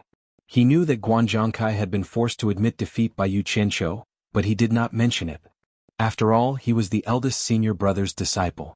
If he were to say it, he would be suspected of sowing discord. As for whether or not the paper could wrap up the fire, the responsibility would not fall on his head in the end. East Sea Everlasting Island. When the news of the 17 spirit stone mines in Huazongming's territory being looted spread, cultivators from various countries were discussing it. It became the hottest topic on the island. In the deep mountains and valleys of Wuji Island, there was a constant rumbling sound. A phantom was flashing everywhere in the forest of rocks. Wherever the phantom went, the huge rocks would crumble into pieces. Man Hu and his fellow disciples were watching from the side of the cliff with their arms crossed. After a while, the rumbling stopped and the phantom flashed up the cliff. A cloud of black mist gradually dissipated, revealing Yan Zhuixing's naked upper body. His muscles were incomparably sturdy. Compared to his previous skinny and weak self, he was like a completely different person. After receiving the clothes from Man Hu, Yan Zhuixing looked at the broken rocks in the valley and shook his head. "My demonic charm movement technique hasn't been able to make any progress. Looks like it won't work just by relying on external force. I need the help of the 7-star blood orchid." "State Preceptor, where can I find 7 stalks of 7-star blood orchid?" Man Hu muttered, "I can think of a way to get 1 or 2 stalks, but I'm afraid it will be difficult to get 7 at once." "Didn't you say that in the World Chamber of Commerce's upcoming cornucopia meeting, there is nothing you can't buy as long as you can afford it? I wonder if I can buy the 7-star blood orchid I need there?" Yan Zhuixing asked. "Don't worry, young palace master. I have already reported this matter to Master. Master will naturally pay attention to this matter. As long as the 7-star blood orchid appears, Master will definitely buy it at all costs." Man Hu said. Yan Zhuixing nodded, turned around and said with a smile, "I wonder if there is anything new in the various countries recently?" Man Hu and his fellow disciples looked at each other and found that this young palace master was becoming more and more concerned about the various countries. He would often ask questions. They didn't know what he was thinking, but he definitely wouldn't ask for no reason. They were afraid that there was an inside story that others didn't know. Something new happened yesterday. The 17 spirit stone mines in the Daong Kingdom were looted overnight. After that, all the spirit stone mines were destroyed. Man Hu said with a smile. "Oh." Yan Zhuixing's eyes flickered for a while and said with a faint smile, "Could it be that Hero did it again?" Old Seven said strangely, "Young palace master, how do you know that it was done by Hero?" Seems like I guessed correctly." Yan Zhuixing looked back and thought that it wasn't the first time Yu Qianqiu did something like this. He had already done it when he was in China. This was completely Yu Qianqiu's style, stealing chickens and dogs and disturbing people's peace. Old Seven nodded repeatedly and said, "Young palace master guessed correctly. It was done by that Hero. Damn it. I don't know who actually has the ability to rob 17 spirit stone mines in one night. Even Huazongming couldn't do anything to him. He's probably hopping mad right now." Man Hu waved his hand at Old Seven and turned around to ask, "Young palace master, do you want to continue cultivating demonic arts or go back to rest?" "State Preceptor, I want to walk around the various countries. What do you think?" Yan Zhuixing looked at the distant mountains and said slowly, the few of them said in surprise. They didn't know why he suddenly had such an idea. Yan Juexing turned around and said to the few of them with a faint smile, I often hear cultivators from various countries talking about the excitement of the cornucopia gathering. I really want to go and see if I can find the 7-star blood orchid I need. The few of them looked at each other. Man Hu frowned and said, the situation here is so tense. How can you leave, young palace master? The cornucopia gathering is held once every 10 years. Young palace master might as well go next time. The situation is tense? Yan Juexing glanced at the few of them and sneered, is it really tense? Why can't I see it at all? Although there are constant small battles, the various countries seem to prefer to waste time here. No one is willing to carry out the final battle. It doesn't matter if I'm here or not. This man who smiled bitterly and said, young palace master, don't be anxious. There is a reason for this. Wait a year or two and the various countries will definitely rush to attack. Yu Qianqiu walked to the edge of the cliff and kicked a stone. He watched him go down and said, what is the reason? Can State Preceptor tell me honestly? Man Hu thought for a moment and walked to stand beside him and said, this isn't a secret that can't be told. The various countries are all worried about the number one expert in the world. By Changchun? Yan Juexing retracted his gaze and stared at him and asked, didn't you say that he wouldn't interfere if the soul formation realm cultivators of the various countries didn't personally interfere with the affairs of the Huaxia cultivation world? Why do they have to worry about him? Although that's the case, everyone would rather wait another year or two. Why?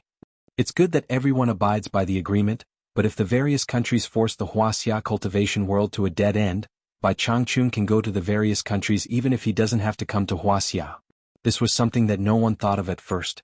Only later did someone raise this doubt. The various countries thought that it would be better to wait for Bai Changchun to go to the East Holy Land. At that time, the various countries would join hands and the Huaxia cultivation world wouldn't be able to resist. Man Hu explained. Yan Juexing sneered and didn't say anything. What did the various countries have to worry about? In the end, it was all because the soul formation realm cultivators were afraid that Bai Changchun would find trouble with them. Therefore they would rather hide like a tortoise. Thinking about it, it was funny. There were so many soul formation realm experts, but they were actually scared by one person. He really didn't know what to say. As for why the Huaxia cultivation world didn't gather all their forces to take the opportunity to eliminate the forces of Limitless Island, it was probably because of their old habits. Everyone was dragging each other's back. If you don't take out your capital, why should I take out my capital? Yan Juexing was born and raised here. He was very clear about the old habits of the Huaxia cultivation world. He didn't know what to say. Since I have to wait another year or two, I might as well go to the various countries. This matter is decided. Yan Juexing didn't know if he was saying this to them or to himself. Man Hu said helplessly, since young palace master has decided to go, I will go and arrange it. The news of Yu Qianqiu leaving Deyang City had been spread by some people. All the cultivators were looking for him everywhere. Before the cornucopia meeting, the biggest event in the cultivation world, killing Yu Qianqiu was the most important thing for the cultivators of various countries. The 2 treasured sabers on him were something everyone wanted. Whoever found Yu Qianqiu first would have the chance to get the 2 treasured sabers first. For a time, the search for Yu Qianqiu was carried out in the cultivation world. Yu Qianqiu naturally knew that his situation wasn't very good. He pulled third brother Xian along and tried to keep a low profile. Third brother Xian was willing to bear the burden and was not afraid of hard work. He took the initiative to bring Yu Qianqiu to hide here and there. He wanted to bring him safely to Lingfang Valley. Chapter 5:15. The 2 of them sneaked along the way, flying and hiding. From time to time, there were cultivators wandering around in the sky, and there were more and more signs. The 2 of them even found Foundation Establishment disciples searching in the sky on their flying swords. This kind of small cultivator couldn't stop the 2 of them, but it was clear that they only sent them as eyes and ears, and didn't intend to rely on them to kill Yu Qianqiu. But they couldn't touch them because if they killed one they would attract a whole bunch of others. There was no other way, they could only hide. This kind of searching method was very scary, and in the end the 2 of them were forced to fly close to the ground in the deep mountains. They didn't dare to walk on the main road and could only hide in the deep mountains. Occasionally they would startle a flock of birds, and the 2 of them would quickly run far away, then hold their breath and hide. Soon they could see more than 10 cultivators quickly flying over, searching everywhere in the dense forest. Third brother X, you go back to Spirit Fong Valley first, I have a way to escape. Yu Qianqiu didn't know how many times he said similar words. However, third brother Xn always had a solemn expression on his face as he firmly refused. No, you were originally hiding in Deyang City. If it wasn't because I insisted that you follow me to Lingfang Valley and exposed your whereabouts, you wouldn't have ended up in this state. He was talking about the day before when the situation wasn't so critical. Because he randomly shouted in the mountains, it attracted an early tribulation passing cultivator to search. Third brother Xian was worried that if this person escaped, he would attract a large number of people, so he killed him on the spot. Who knew that the person who was killed had a restriction on him? This restriction was similar to the one that Yu Qianqiu used when he first went to Demon Ghost Domain to train. The person who searched must have carried a divine sense compass, and knew everyone's whereabouts like the back of his hand. Once the person died, the other party immediately knew their whereabouts. This was good, it was like poking a hornet's nest. After startling a group of people, this group of people startled others, and cultivators from various countries heard the news and came. This was called a chase, so the two of them were forced to suffer. Yu Qianqiu didn't know whether to laugh or cry. You can't be blamed for this. I can't hide in Deyang City forever. If I did, Hua Zongming wouldn't have let me go. At least you won't be in danger in Deyang City for the time being. Third brother Xian stubbornly said. He was certain that he had implicated Yu Qianqiu. Third brother Xn, Uncle Xn, I'm begging you, please leave first, I really have a way to get out of here. If you don't King leave, I'm going to be dragged to death by you. Yu Qianqiu was just short of kneeling down and begging him. It wasn't a good feeling to be chased all over the mountains. He really couldn't take it anymore. As long as third brother Xian left, he could immediately teleport back to Utopia. With the teleportation mark planted by the scouts, he could go anywhere with ease. Third brother Xn suddenly turned around and stared at him. His breathing became heavier and his eyes reddened. Yu Qianqiu was startled and asked suspiciously, "What do you want?"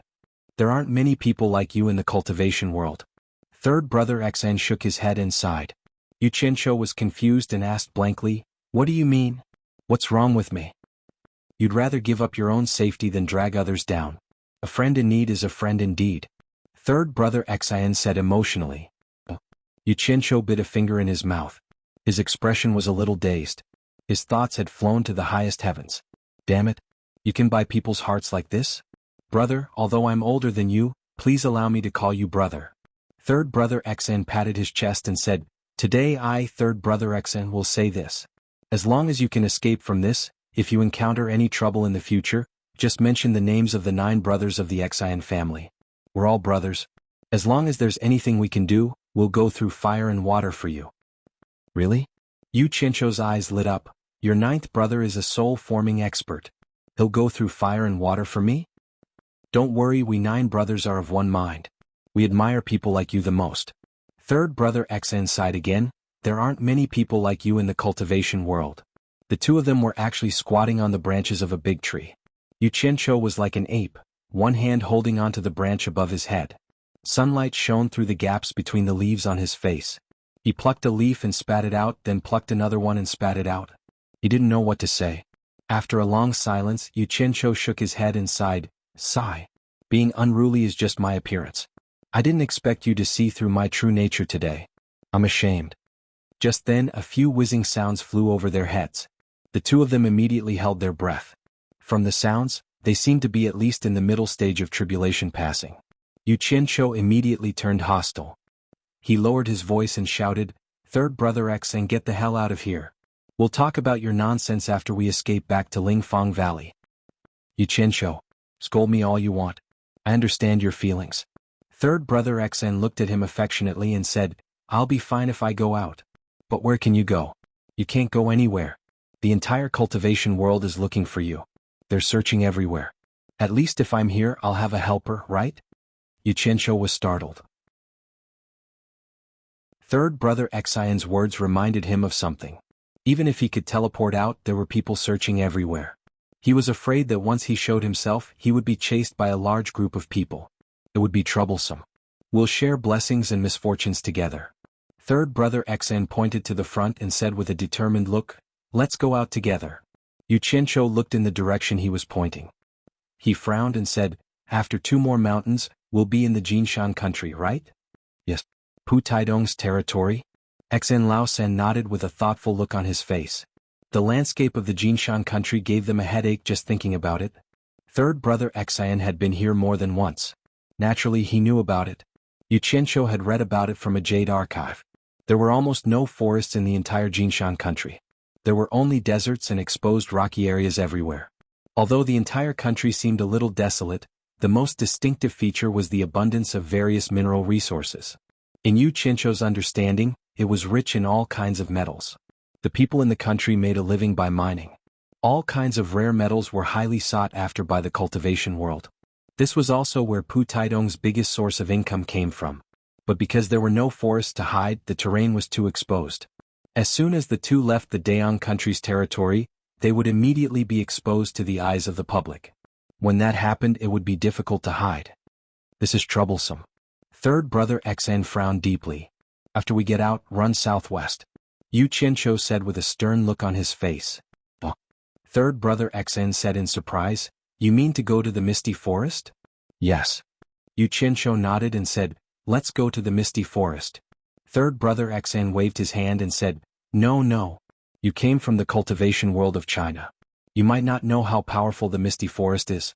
The Eastern Holy Land, the Demon Domain, and the Misty Forest are the three forbidden areas of the cultivation world. Ordinary people can't go there. The Eastern Holy Land is mysterious and unpredictable. There is no return. There are countless demon ghosts in the Demon Domain, and the world's #1 expert oversees it. The Misty Forest is shrouded in 7-colored poisonous fog all year round. No one knows how deep it is. Even demigod experts are afraid to enter. At most, they can only enter by relying on their powerful cultivation. Yu Qianqiu had seen what he said in the jade archive left behind by Lu Wanwan. On the topographic map of the Jinshan country, this place was marked with a blank space. It only stated, the Misty Forest, a forgotten corner. Shrouded in 7-colored poisonous fog all year round. Not worth paying attention to. Is there anything else besides the poisonous fog? Yu Qianqiu asked. I don't know. Third brother Xen recalled and said, My master did enter the Misty Forest, but he only went to the surrounding area to pick some poisonous plants to refine pills. However, my master said that he heard the roar of some wild beast, but he couldn't be sure. It might have been the wind. Because the 7-colored fog is too poisonous, it's hard to imagine what kind of venomous insect could survive in there. Yu Qianqiu pondered for a while. Since there was nothing else and he had taken the Rui pill, he shouldn't be afraid of the poison. Even if there was something strange, he could escape in time. A green flying sword flew out. Yu Qianqiu jumped down from the tree and landed on the flying sword. He said with a cold expression, Third brother Xen, it's time for us to part. Return to Lingfang Valley first. I'll find you when the time comes. No, we agreed to share fortune and misfortune together. How can I leave you alone? Third brother Xen waved his hand and pointed to the side. Worst comes to worst, we'll spend more time and take a detour. Once we reach Lingfang Valley with my master around, no one will dare to enter. Do you want me to hide in Lingfang Valley for the rest of my life? Yu Qianqiu sneered. If I really want to hide for the rest of my life, why would I hide in Lingfang Valley? Since everyone likes to play with me, I'll play with them. If I don't play until they stop, then my name isn't Yu Qianqiu. What do you want to do? Third brother Xen was stunned. Without saying anything, Yu Qianqiu rode his flying sword close to the ground and quickly flew through the forest. Third brother Xen paused for a while, then quickly chased after him. After hiding for a while, the two of them finally crossed 2 mountains. When they reached the dense forest at the foot of the mountain, they stopped. Looking from the forest, the lush green had gradually faded away. The gravel formed a desolate land in front of them. There were more than 10 people in the air watching the forest closely. Occasionally, there were people flying over them. What do you want to do? Third brother Xen whispered in his ear. Yu Qianqiu's eyes flickered as he pondered. He didn't answer him. According to the map, the dense fog forest was about 50 miles away from here if he went southwest.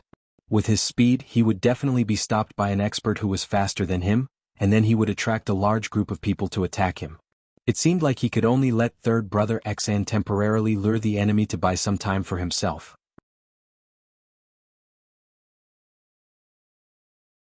Chapter 5:16. Third brother Xen, I need to discuss something with you. What is it? Third brother Xen looked around vigilantly and leaned his head closer. After you get out, run towards the northwest and help me distract them. Then I will secretly follow behind. Don't look at me like that. Don't worry, I won't go to the mist forest.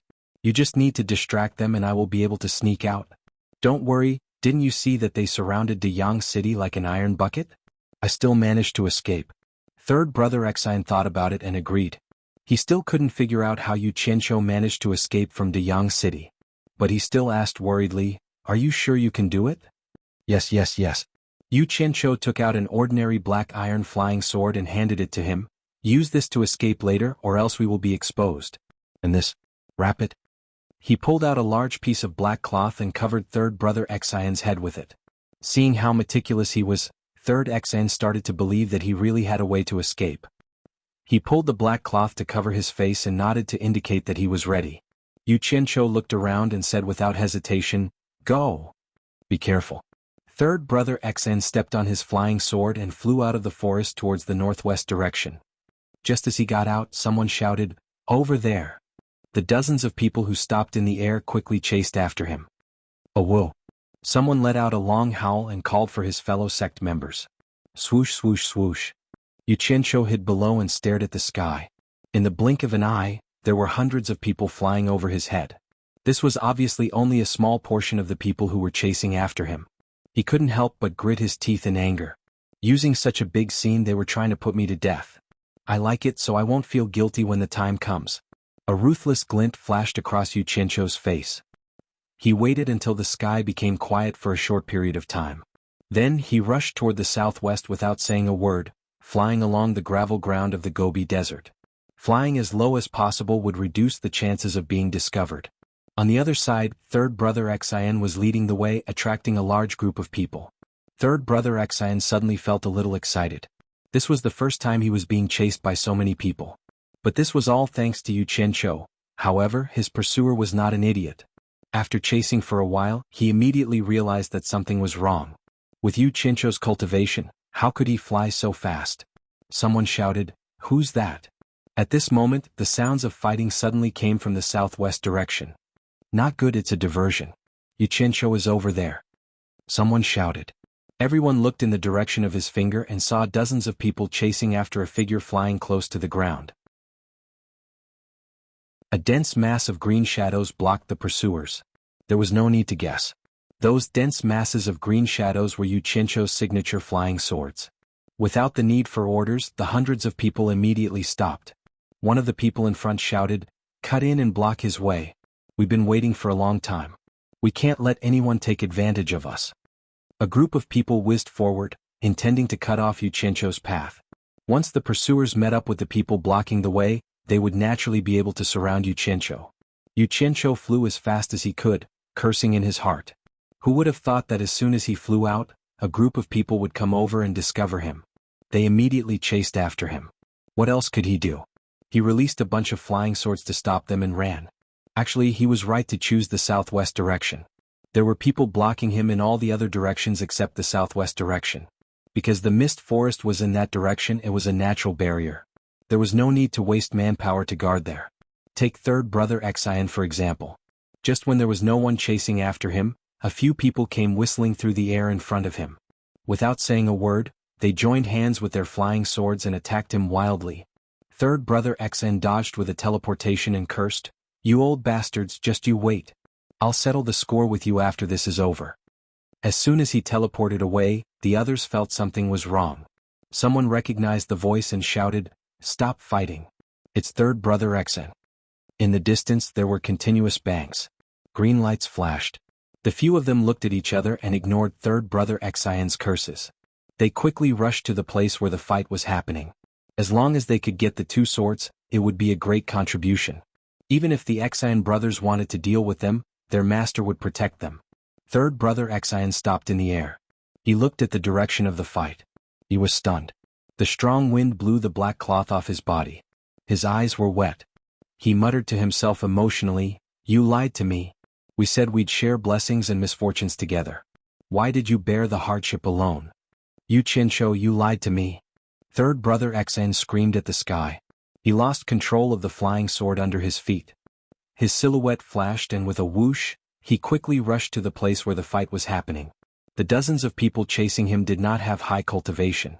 Other than the 10 who were at the early stage of passing calamity, the rest were about the same level as Yuchencho. Yuchencho's 1,000 flying swords killed more than 10 original infant stage cultivators. As for the rest, Yuchencho was confident that he could kill them all. But now was not the time to fight them. It would be troublesome if the others arrived. He was already halfway there. He could faintly see a rainbow in the distance. It was quiet, desolate, beautiful and mysterious. It should be the forgotten corner of the world, the fog forest. The middle stage tribulation transcendence realm cultivators, who were chasing Yuchencho, suddenly saw a large group of people coming from the northwest. They exchanged glances, and with a speed that was even faster than Yuchencho's, they dashed in front of him. Yuchencho, on the other hand, dodged left and right with his exquisite sword control skills.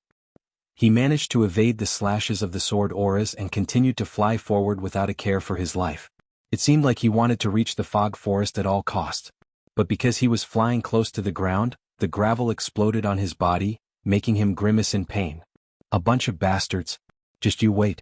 If I don't take revenge, I am not a man. Yuchencho growled, gnashing his teeth. Since they had already been discovered, there was no longer any need for them to fly close to the ground. Otherwise, even if they were not killed by the other party, they would end up with a bloody nose and a swollen face. He quickly flew up on his sword and increased his flying altitude. Ah! With a muffled roar, he activated his sword art. The 1,000 flying swords formed a 2-meter-wide rectangular sword array and wrapped him in it. The cyan rectangular sword array rotated quickly. A cyan whirlwind carried him forward quickly. It was a spectacular scene. The few people who were fighting and flying in front of him had just attacked a few flying swords in the rotating sword array when the other flying swords came flying at them. Just the formation alone was enough to give them a fright, and they quickly dodged. The flying swords that were hit away quickly returned to the sword array and protected Yuchencho as he moved forward quickly. The few of them attacked one after another, but they could not do anything to Yuchencho. He did not even stop to fight with them and only cared about charging forward. Looking at the hundreds of people flying towards them, the few of them became anxious. One of them shouted, "Yuchencho, leave your treasured saber and we will let you go. We will spare your life. Spare your mother. You trash, come and take it if you have the ability." Yuchencho cursed. Suddenly he noticed a large group of people blocking his way. He felt helpless. If he had not been delayed by these bastards and wasted some time, he would have already charged in. Looking in all directions, there were many people rushing over.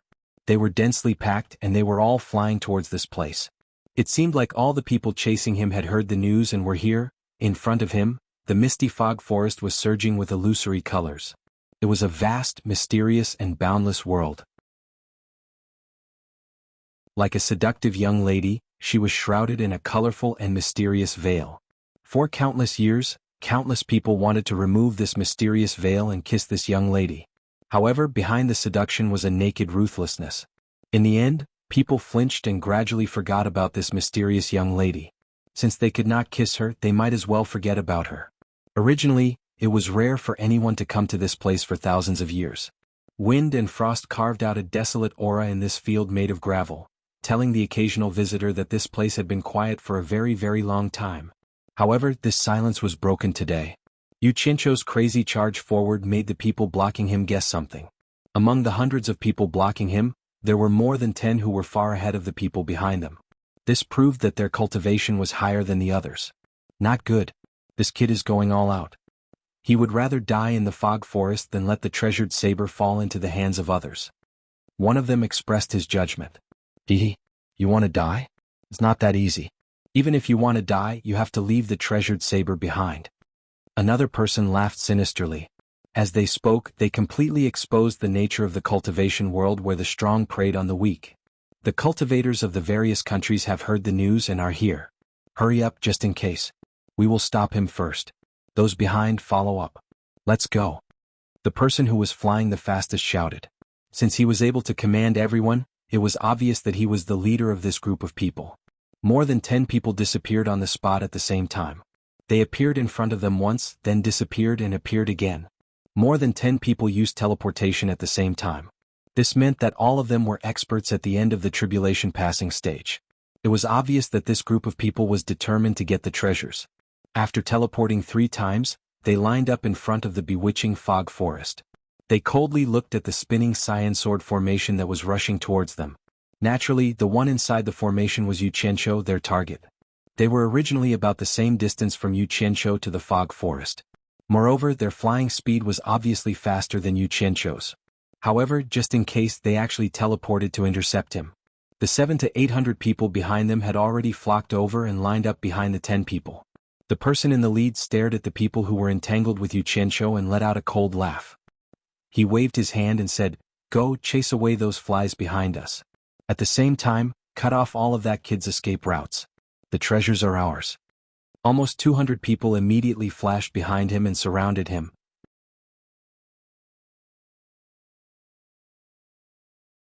Chapter 5:17. Within the territory of Jinshan country, only the master of this place, Pu Taidong, could mobilize 700 to 800 cultivators and use 14 masters at the final stage of nature's test at once. When they were in the territory of Dayang country, Pu Taidong didn't send anyone deep into the country because of his relationship with Huazongming. However, he sent a large number of people to block the border between the two countries and silently guard here. As long as Yu Qianqiu came here, he couldn't escape from their sight. What made these people rejoice was that Yu Qianqiu was really capable.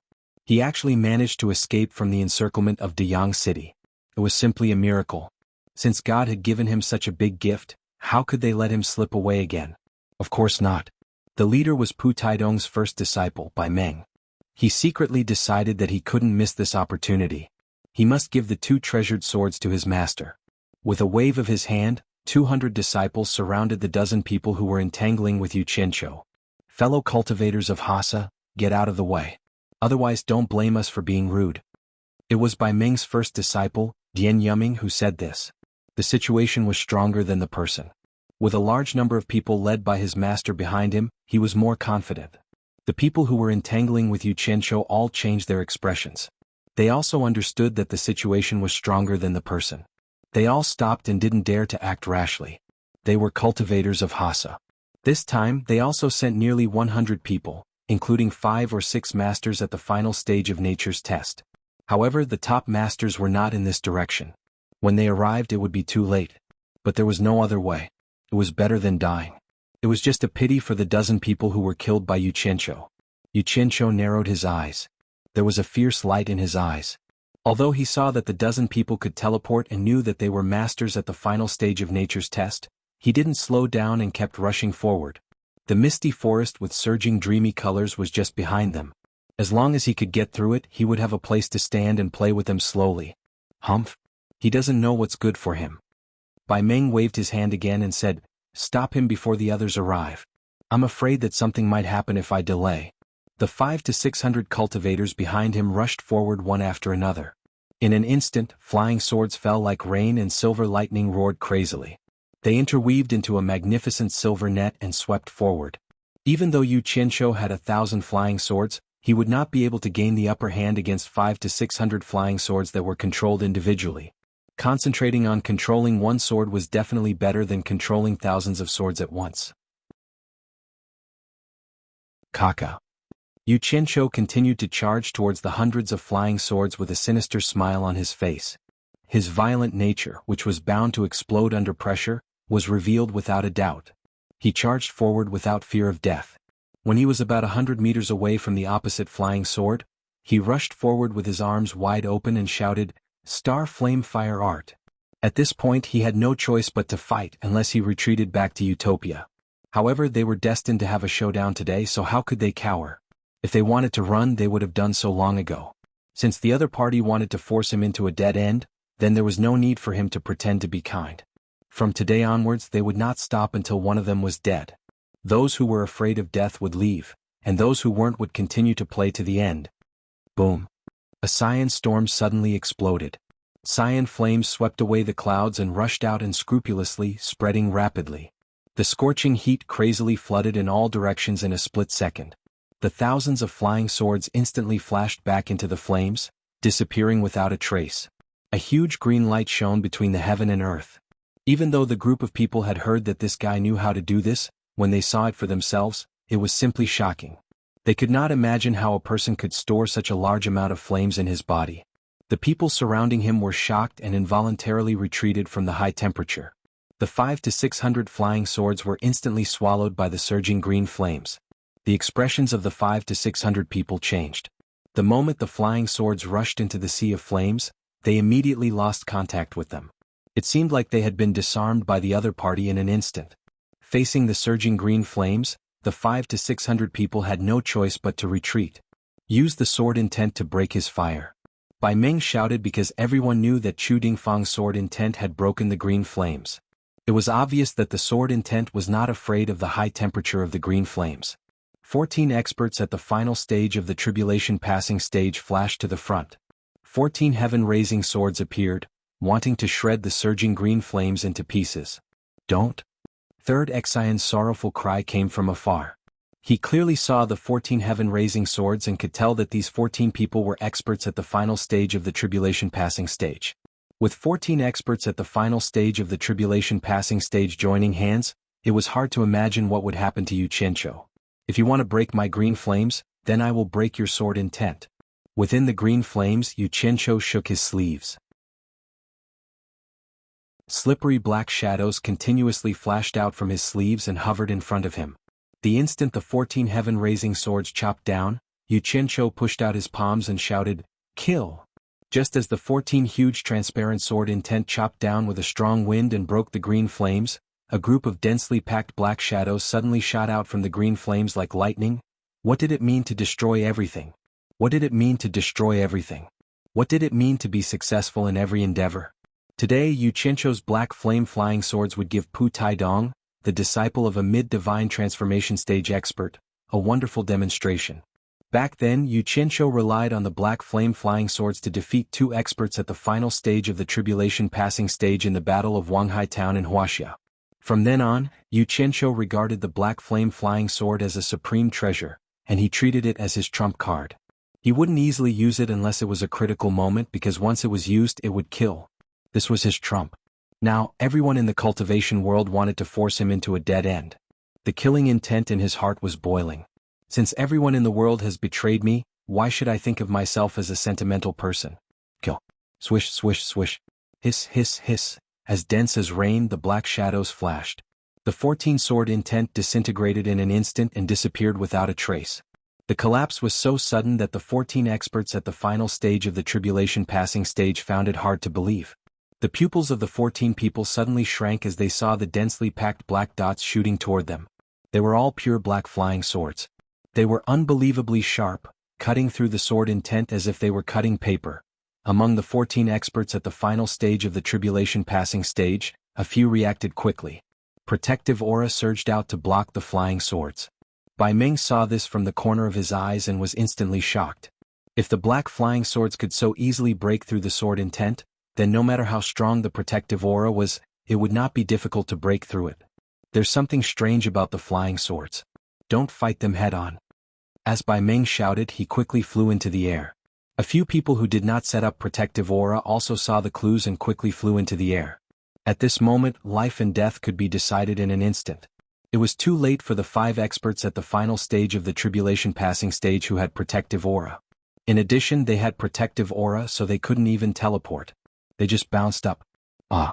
5 shrill screams were heard. The protective aura was instantly pierced through by the flying swords, and it did not have any effect on blocking the attacks. The bodies of the 5 people trembled in the air. They were pierced by the flying swords like sieves, and their bodies were full of bloody holes. Then, like kites with broken strings, they fell straight to the ground. However, before their bodies fell to the ground, they were swallowed by the surging green flames. It was impossible to see them again, not even their ashes. 7th junior brother. 3rd junior brother. 9th junior brother. Bai Meng and the others who had just jumped into the air all cried out in pain. At this moment, another 5 experts at the final stage of the tribulation passing stage appeared. They were the people who had stopped 3rd Xin and attacked together. These 5 people were the 5 top masters from Hassa. They couldn't wait to stabilize their bodies and stop in the air. They looked at each other. They saw the scene just now with their own eyes. The green flames surged and the black swords rained fiercely, killing 5 experts at the final stage of the tribulation passing stage in an instant. Although they weren't familiar with the 5 people who died, they had met them before. The 5 people who died were also at the final stage of the tribulation passing stage like them, and the number of people who died was the same as them. The 5 people were frightened and didn't dare to rush over again. It was better to wait and see first. Third Xian, who followed closely, also stopped beside the 5 people. He looked at all of this with his eyes wide open, and he couldn't wrap his head around it for a long time. Oh my. This guy killed 5 experts at the final stage of the tribulation passing stage in an instant. The 500 to 600 people who saw it with their own eyes were even more shocked. How was it possible? In the blink of an eye, 5 experts at the final stage of the tribulation passing stage died just like that? Run. Someone in the crowd screamed, and everyone immediately scattered in panic. After the black swords killed the 5 people, they didn't stop at all. First, they scattered, thinking that they were going to chase by Meng and the others. Then, they suddenly turned around and surrounded the 500 to 600 people behind them. Let's see. The 500 to 600 people were scared out of their wits. They were disarmed by Qinghua just now, and didn't even have a weapon in their hands. Everyone was shocked by the situation just now, and they were suddenly attacked like this. It was really fatal. It wasn't that they didn't have a way out. The way out was right behind them, the misty forest that was shining with psychedelic colors. For them, what was the difference between this and having no way out? For a moment, everyone took out everything in their storage pouches that they could use to block the attack. Hee hee. A sinister laughter came from the green sea of fire, and the densely packed black flying swords madly strangled them. In an instant, the wailing and wailing made everyone who heard it tremble. The bloody scene of the massacre would give people nightmares at night. It could only be described as too horrible to look at. None of the things they took out could block the strangling of the black flying swords. When this black sword net fell, only the 100 people who reacted quickly at the beginning escaped. None of the remaining 400 to 500 people were spared. Limbs were broken and flesh and blood were flying everywhere. Yu Qianshou, stop. Bai Meng clenched his fists tightly, and used all his strength to shout for them to stop. You're tuning in to the Dreamy Chapters YouTube channel. We're so grateful for your support, and don't forget to subscribe to join us on this incredible journey through captivating stories. Your generosity through donations truly makes a world of difference, as it's the primary source of revenue that allows me to expand and enhance this channel for you. Thank you from the bottom of my heart for being a part of this adventure.